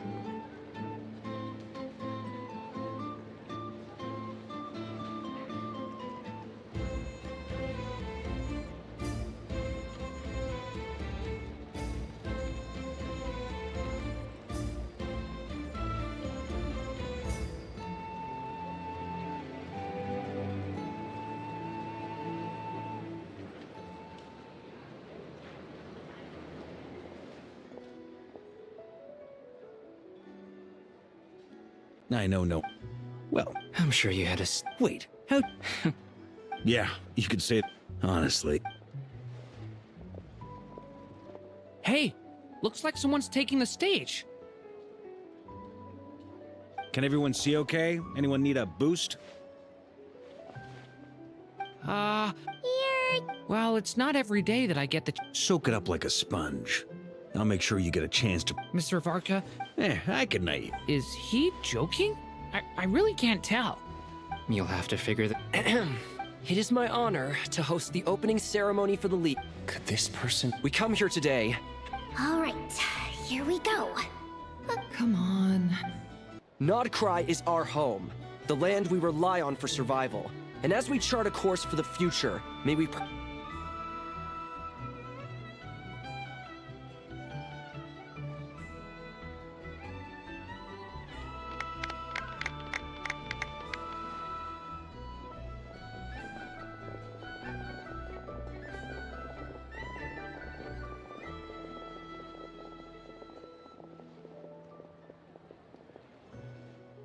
Looks like we'll have more opportunities to... I'm sure you'll cope, Lady Moonchanter, given how... Unfortunately, It'll be all right. I thought you'd approve. Aren't you forever increasing? That's a bull... Columbina's return has brought joy to all who care about her. That includes both you and me. As for the Frost Moon Scions, we are learning how to thrive independently, without relying on the Moon Goddess. It is up to us to make our home a more livable place. Joining the League is one of the steps we are trying towards that end. I like the word try. It's nice and non-committal. You can opt out at any time and still say you tried. You don't see a bright future for the Frost Moon Scions? Or did you mean the League? I'm just not as optimistic as you.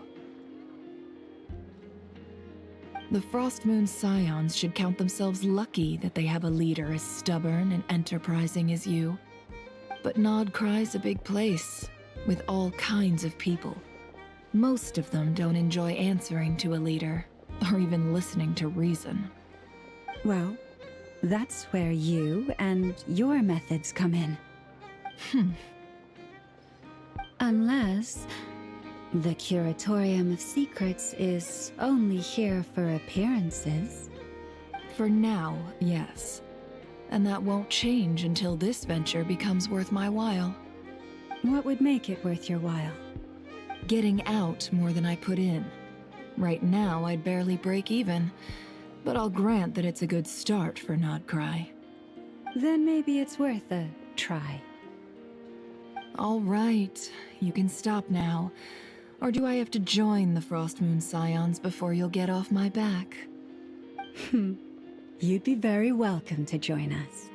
Hey, you two! Congrats on all your hard work! What are you chatting about? Nefer was trying to dissuade me from adding to her employees' workload. Also, she's considering joining the Frost Moon Scions. Sorry, what? Your conversations are always the most interesting. Would you two care to join me for some tea before heading to your next destination?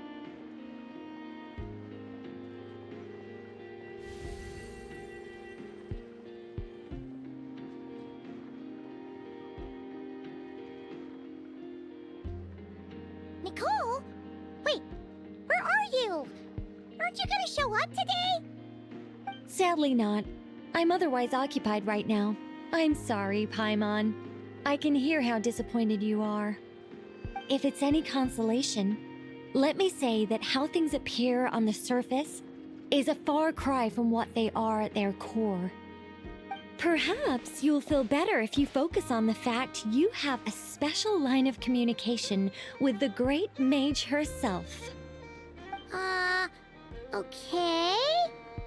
Has something happened? No, or not yet, anyway.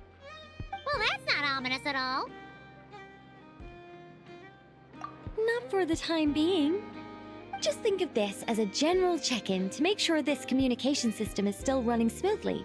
Besides, it's good to chat once in a while if we want to maintain our friendship. You could have just said so. Paimon got all worked up for nothing. Still, the best friendships are built through face-to-face interaction, you know. It's never gonna stop being weird having tea with you when you're not there and just talking to thin air. All right, fair point. I'll bear that in mind for next time. Yeah. Any update on that crisis at the world's borders? Alice just informed me that they had their work cut out for them. And now everyone's thoroughly exhausted. But they did finally get things back under control. Still, we can't let our guard down yet. The disruption caused by this disaster has made Teyvat easier to detect from the outside universe. She plans to wait for things to stabilize, then reschedule her Mondstadt vacation plans. As for me, I agree with Hat Guy's perspective. This is a time when many new variables are emerging, and the situation is changing constantly. Plus, most of this change is for the worse. We have to remain vigilant and ensure that the embers of chaos are not rekindled. I did notice that the energy in Nodcry changed somewhat after the War of Funerary Flame, but since it was still aligned with the Light Realm, I never gave it a second thought. It looks like I'll have to examine the connections between phenomena I observe more closely in the future. Just doing my duty. It's more or less second nature by now. Of course. To give you the full picture, I'd have to start with the substance from which angels were formed. Never mind. Paimon's right. Showing off my knowledge would be much more satisfying in person. By the way, you did receive the gifts from the Hexen Circle, yes? I'm not trying to claim credit or anything, but my pride demands that I at least mention it. They're quite similar to the protective talisman that Alice gave Dory, but with some very special enhancements. Oh! So that's what kept our friends safe when Dotori trapped them. Indeed. We went to great lengths to make sure they were invisible to his eyes. I'm so happy they came in handy. Still, not fishing for gratitude, by the way. I just want you to be aware that sometimes your friends may be protecting you in ways you cannot perceive. Anyway, I'll contact you if anything else crops up. If not, you know what they say, no news is good news. Oh, my angelic instincts are tingling. They say you should head to the docks next. Your friends are about to board their ship home.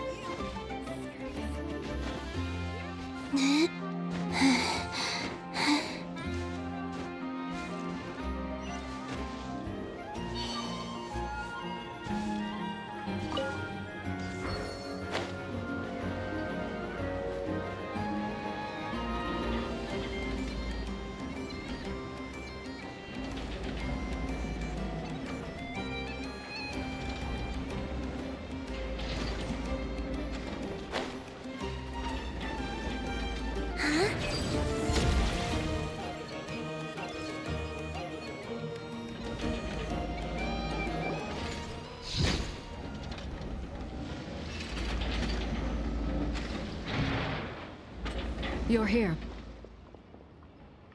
You're here too, Hat Guy. Are you heading back together? No. I'm bound for Sumeru, and she for Fontaine. We just happened to cross paths at the harbor. Everything seems fine. Sandrone may have an abominable temper, but she's always been very responsible with important calculations. and things entrusted to her by valued friends. You always speak as if you know us inside out, Mr. Hat Guy. Maybe I'm just a good judge of character. I certainly hope that's all there is to it. Regardless, you have been a significant help in this matter. For that, you have my gratitude. I didn't do anything special. Sandrone's the one who completed a seemingly impossible formula and turned the tide of the entire battle, even giving her life in the process. She's the one we should be thanking. Even we were unaware that Sandrone had hidden the real formula inside Polonia's body. She managed to fool Dottore into thinking the formula was running in her system by installing an identical-looking decoy within her. She probably realized that she didn't have the strength to stop Dottore. But this way, she could at least get him to lower his guard. She always worked like that. Always had a backup plan. Well, that's why I'm traveling to Fontaine. She made a request of me long ago, and the time has come to fulfill it. Think of it as her will. She said that should she ever fail in a mission, she'd like me to deliver her core and Polonia's to the Fontaine Research Institute. She also mentioned that she had made arrangements for people there to set her affairs in order. Some of her personal effects, such as her notes, were left to me. I've decided to take them back to the House of the Hearth, for safekeeping primarily, but also as mementos, I suppose.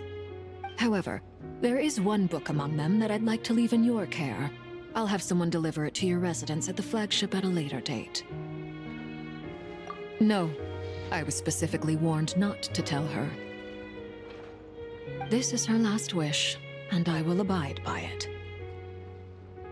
I can only hope so, but none of us here can know for certain. I bade farewell to Columbina earlier today. As promised, she turned the iridescent moon's marrow over to me. She spent a long time with Sandrone's body, saying her goodbyes. Oh, is she alright? Sandrone's passing has left a great wound in all of our hearts. It will take time to heal, but Columbina surprised me. She offered me some words of comfort before I departed. Despite being grief-stricken herself, she showed an awareness of the feelings of others around her. She never used to act like this. Clearly, she has grown. And I suspect that we have you to thank for much of the change we are seeing in her. After these recent events, the Tsaritsa has revoked the Pale Star Edict. Snezhnaya now realizes that the arrest warrant for Columbina was just a ploy by Dottore, who coveted her powers. I shall return to Nodcry to see her as soon as I find the time. I hope that from now on, she too will explore more of the world. Columbina Hyposelenia's journey is only beginning. My ship is here. Traveler, Paimon, we shall meet again. You too, Hat Guy. What are you still bumming around for? Isn't Columbina waiting for you? I thought today was the day you'd agreed with her to go find out the truth about your sibling. You're afraid you won't like the truth when you see it. Well, this is new. I was starting to think that nothing could scare you. Don't say that! Wouldn't you be if you were in this situation? Fair point. But I'd say I have more experience facing up to unpleasant truths than the Traveler. They say blood's thicker than water. I know how much you need your family back. More than you need any of your friends. And I'm sure that all your real friends understand that too. No matter what the truth turns out to be, they will stick by you and support you, whatever decision you make. Finding the truth is important. But more important still is what you choose to do once you've found it. At least, that's the life lesson I've learned from my experience, grappling with the truth. What? Now that Dottore's dead and gone? A little, I guess. but it hasn't solved everything. Maybe I regret not getting to end his life with my own hands. Or maybe it's something else. But for whatever reason, I still feel like I have a chip on my shoulder. Either way, I'm going back to Sumeru. Lesser Lord Kusanali is gonna need help dealing with all the chaos Dotori left in his wake. Not just from this incident, but everything he did in the past, too. You should continue with your journey, as you've always done. Who knows? Maybe we'll meet again someplace else. So, what should we do now? If you want to explore a bit more to steady those nerves, Paimon's game! After all, when Columbina said she knew where your ship was hidden, Paimon promised to give you two some alone time with the truth. It hasn't been all that long since we were last apart, sure, but with Columbina there, Paimon's sure things will be just dandy. Ain't no biggie. Paimon might be all about that food and fun, but she knows how to do right by people. Paimon's sure you'd prefer to digest the news about your brother in peace. But, no matter what you see, just know you can share it with Paimon. Of course, as long as it's not super private. If you can't make sense of something, let's give it some thought together. And even if we both can't figure it out, Paimon can at least treat you to a nice meal. Glad to hear it. Feel better now? Alrighty. Next up, time to meet with Columbina.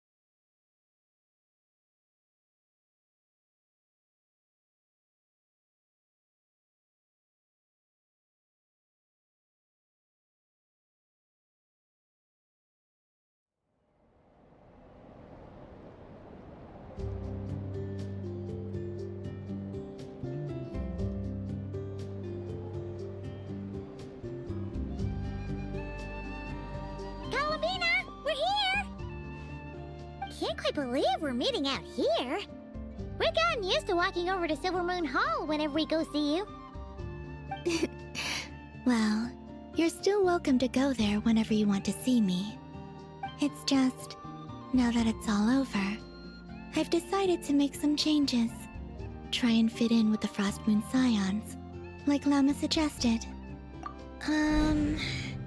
The older generation are still timid around me. They don't dare get too close, and they bow their heads when I walk by. But things are much better with the children. I see more curiosity in their eyes. Hopefully, by the time the next Moon Prayer Night comes around, I can enjoy the festival with them as myself, without having to pretend that I'm only dressed up as the Moon Goddess. You'll do fine, Columbina. I'm sure they'll realize you're super nice once they get to know you better. You really think so? When we first met, you thought I was a little up in the clouds. We were just starting out then, come on! So Llama told you, huh? I'm only teasing. I know that I have you to thank for pulling me back down to solid ground. It feels good to finally stand firm on the earth where I was born. Oh, that's great!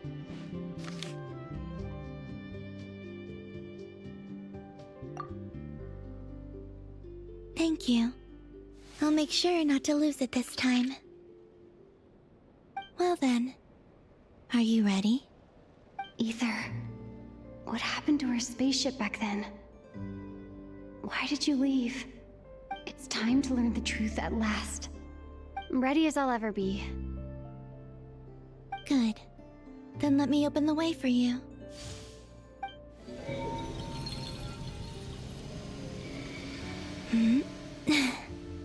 Where does this lead? To our shared destination. Huh? Do you remember me telling you about my missing prologue back when we just met? I said that my story began on the moon. But while I was inside the moon's reflection, I realized that my prologue was really hidden in the future. I just had yet to discover it at that point. The story of the time before I was born was in fact the story of my distant future. It's truly fascinating. But when I obtained the Trilunar Authority and returned to our present reality, I sensed something I hadn't expected. Your prologue. So you mean... Yes, your spaceship. All this time, it has been hidden on the Frost Moon, which lay beyond the sky. The great ruler of the firmament. The heavenly principles. Wait, them? Why would they do that? I don't know. Perhaps your ship contains something that is incompatible with Tevat. Or something that cannot be known. Oh, did I pick a bad time to say this?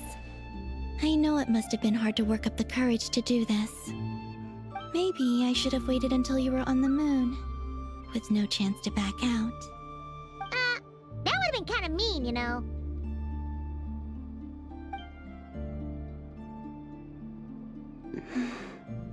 Take me there. Oh? Whatever is hiding in that ship, it belongs to me and Ether. Those memories belong to us. No one else has the right to decide whether I should or shouldn't know about it. Not even the heavenly principles. Very well. Then let's go. You two take care, alright? And don't forget to come back soon! Rest assured, Paimon. We will.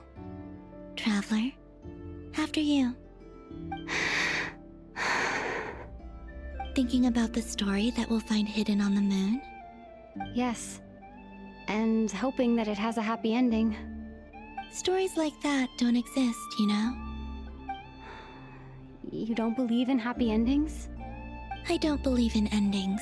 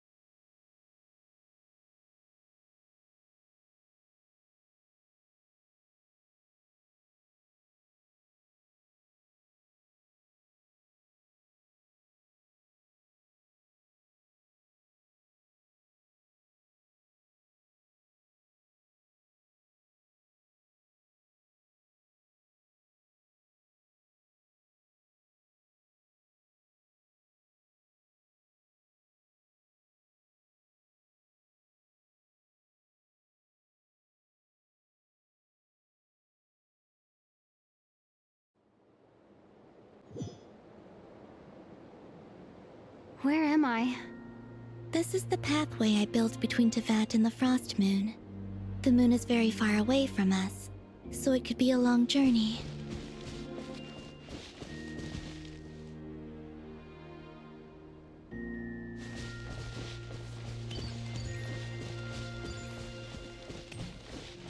After I obtained the Trilunar Authority, I unwittingly saw past events from many of my friends' lives. One was Lauma.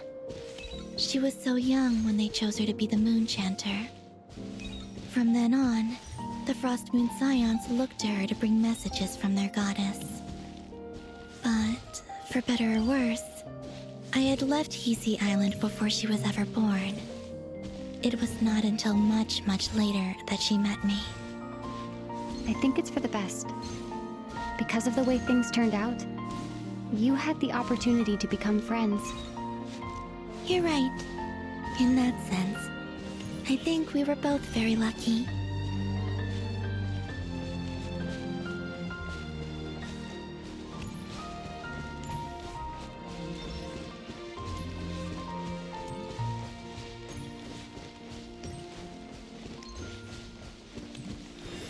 Oh, and about that mage, Nicole.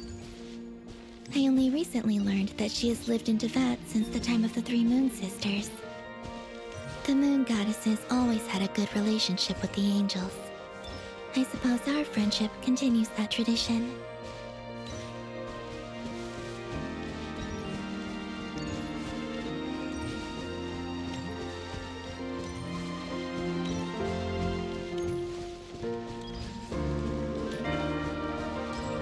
And then, there's Sandrone. I never knew that much about her, beyond the fact that she was created by someone called the Lord Artificer. She, too, suffered for a long time before joining the Fatui.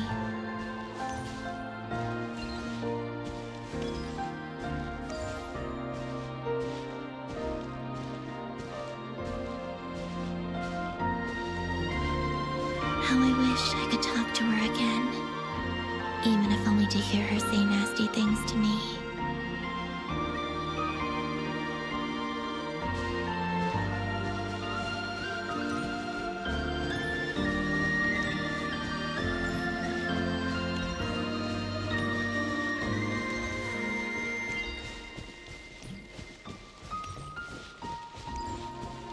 Also, I saw your siblings' story. I'm afraid I didn't see much. It seems that he rarely came to the surface, where the moonlight shines. But I did notice that back when you first set out on your journey, he would often appear nearby, gazing at you from afar with a guilty look in his eyes. Ether... Let us speak no more of the past.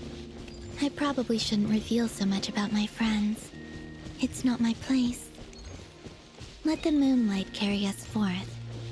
We are very close now.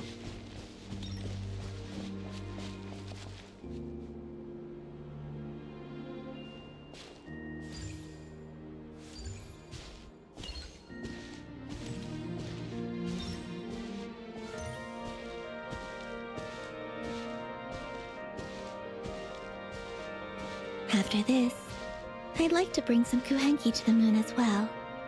If they're willing, of course. What about your other friends? Will you bring them to visit too? Certainly. But I'll need to tidy the place up first. This home hasn't received any guests in a long, long time.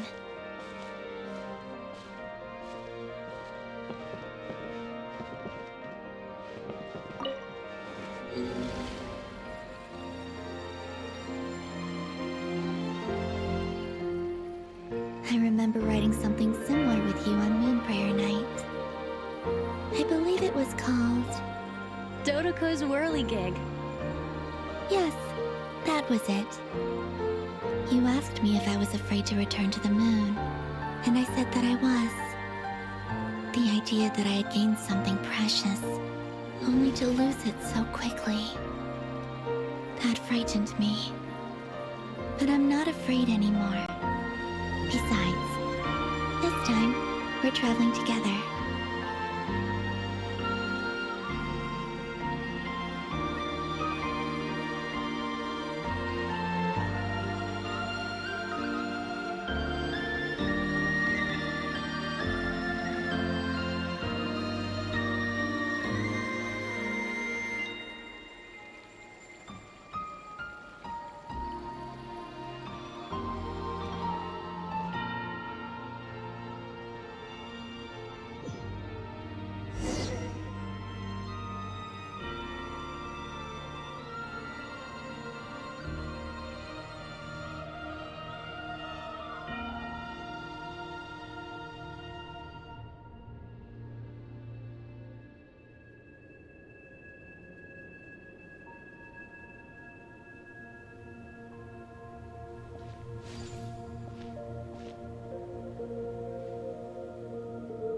We're here.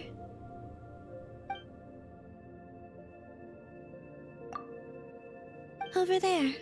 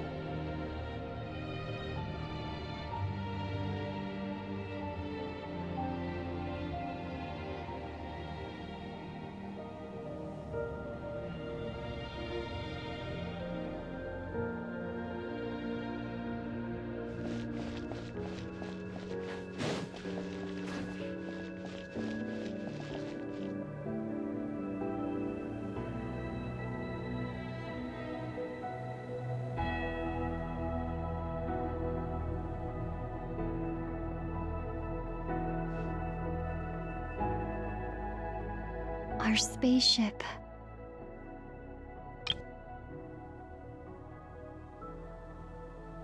It's huge. I suppose that the moon is the only place one could hide it. It'll be all right. Huh? The way you feel in this moment, I went through it too, on Moon Prayer Night. The door was right in front of me, but I struggled to find the courage to step through. Solitude for me once meant living a life in which even I was absent. Before I met you, that was the only life I knew. But that night, solitude meant throwing away the life I had gained after meeting all of you.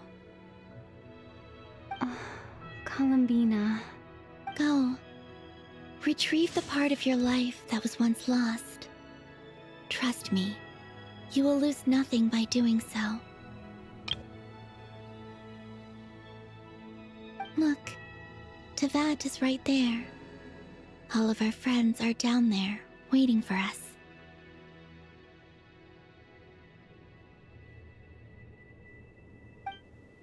You're right. Thanks, Columbina.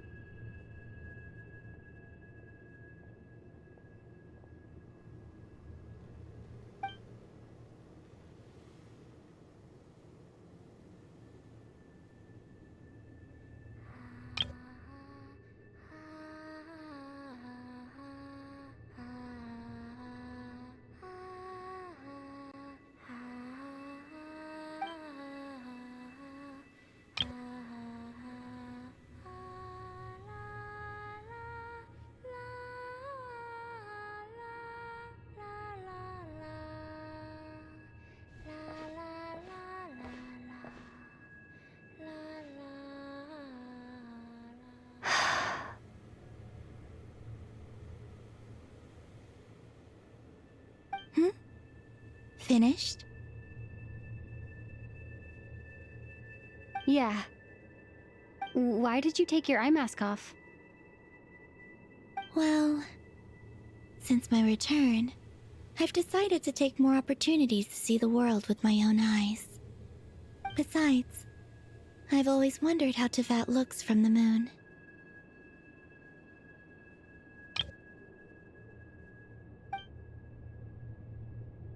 And what do you think? It's beautiful. I could spend a whole day here just gazing at it. What about you? What do you think of the truth you found? I haven't looked at another person's expression in a long time, but I think yours is saying it was neither good nor bad. Keep this up, and it won't be long before you give Nefer a run for her money. Oh, I don't think that's going to happen. I'm much more used to sensing what's going on around me with Kuvaki. I think I'll save my eyes for seeing special moments I really want to remember.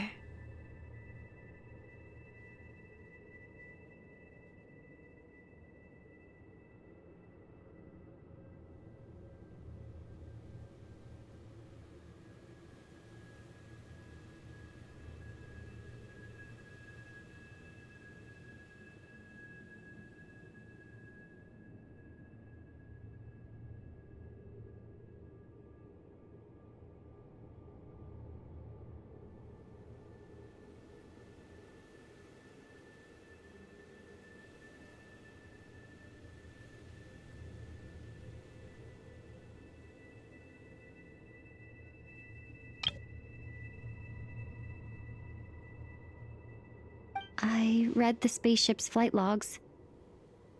I always assumed that this was my first time in Teyvat. I thought that Ether and I must have been hibernating in space for centuries on end. But the logs show that our spaceship flew over the skies of Teyvat once before. A long, long time ago. Flew over? So you didn't land? No. The ship barely came to a stop before flying on again. After that, it continued traveling through space for a long time. Some of the data is corrupted, but I suspect that it kept flying for thousands of years. It was only after that that the ship made a forced landing in Nodcry. When Ether found me, he came from outside the ship. Could this mean that he left the ship long before I did? Maybe even during our first pass over Tevat? Are you alright? Yes. I can feel that the truth is coming together, one small piece at a time. I remember Ether telling me that when he first arrived in Conria, he could not recall the past. So this might be something that even he doesn't know. Here, I made some space for you. Your mind must be racing, and this seems like the perfect place to relax and clear your head. Oh, wait, there's one more thing. What is it? Wait here a moment.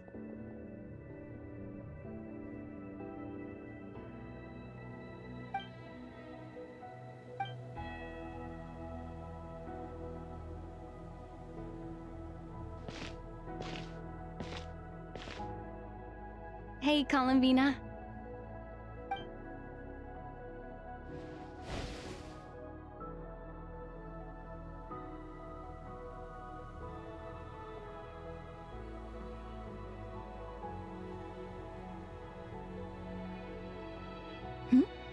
Is that a new outfit?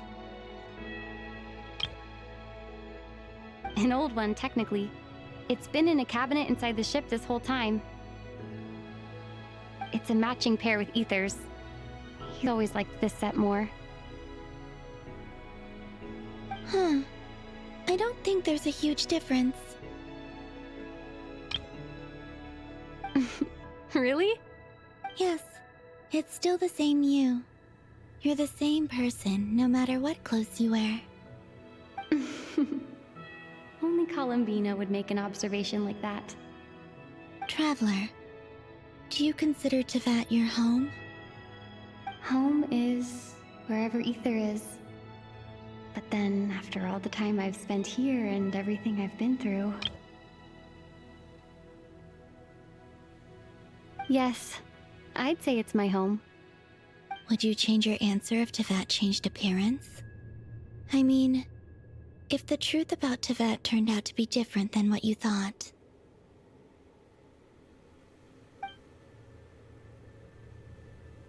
I don't know. But I don't think so. The truth is not what matters most to me about Tevat.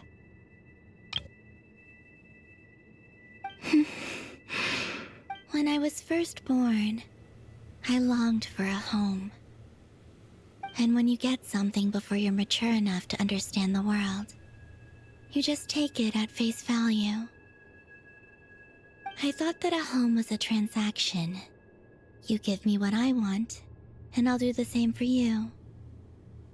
But you and your friends taught me what a true home should look like. You never asked for anything, yet you gave so generously to me. That's because your friendship matters to us. It was... In the past, I thought that my birth in Nodcry must have been a mistake. But after journeying to the distant past where the story began, I realized that it was I who chose Nodcry to be my future home. Now, I am glad that I made that choice. I'm sure your friends are just as glad. In fact, I intend to make the same choice today as I did back then. What do you mean? Well, I've given the Eternal Moon's Marrow to Lauma, and the Iridescent Moon's Marrow to Arlecchino.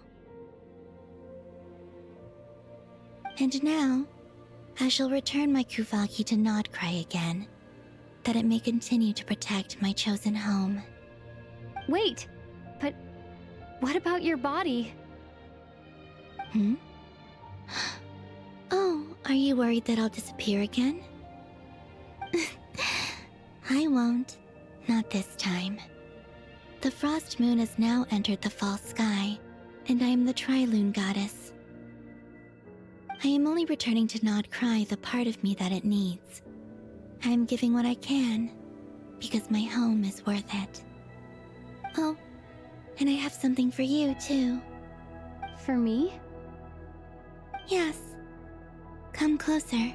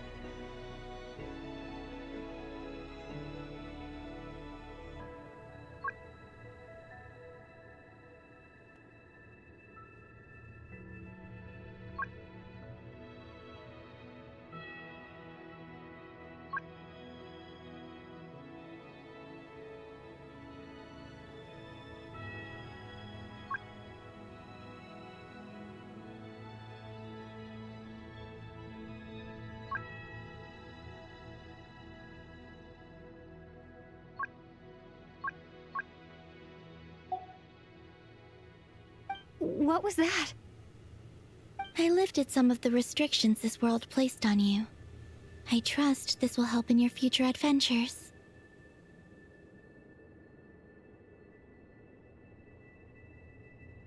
My power. It feels like it's grown. I can use the elements more freely now. Thank you. This will be a great help.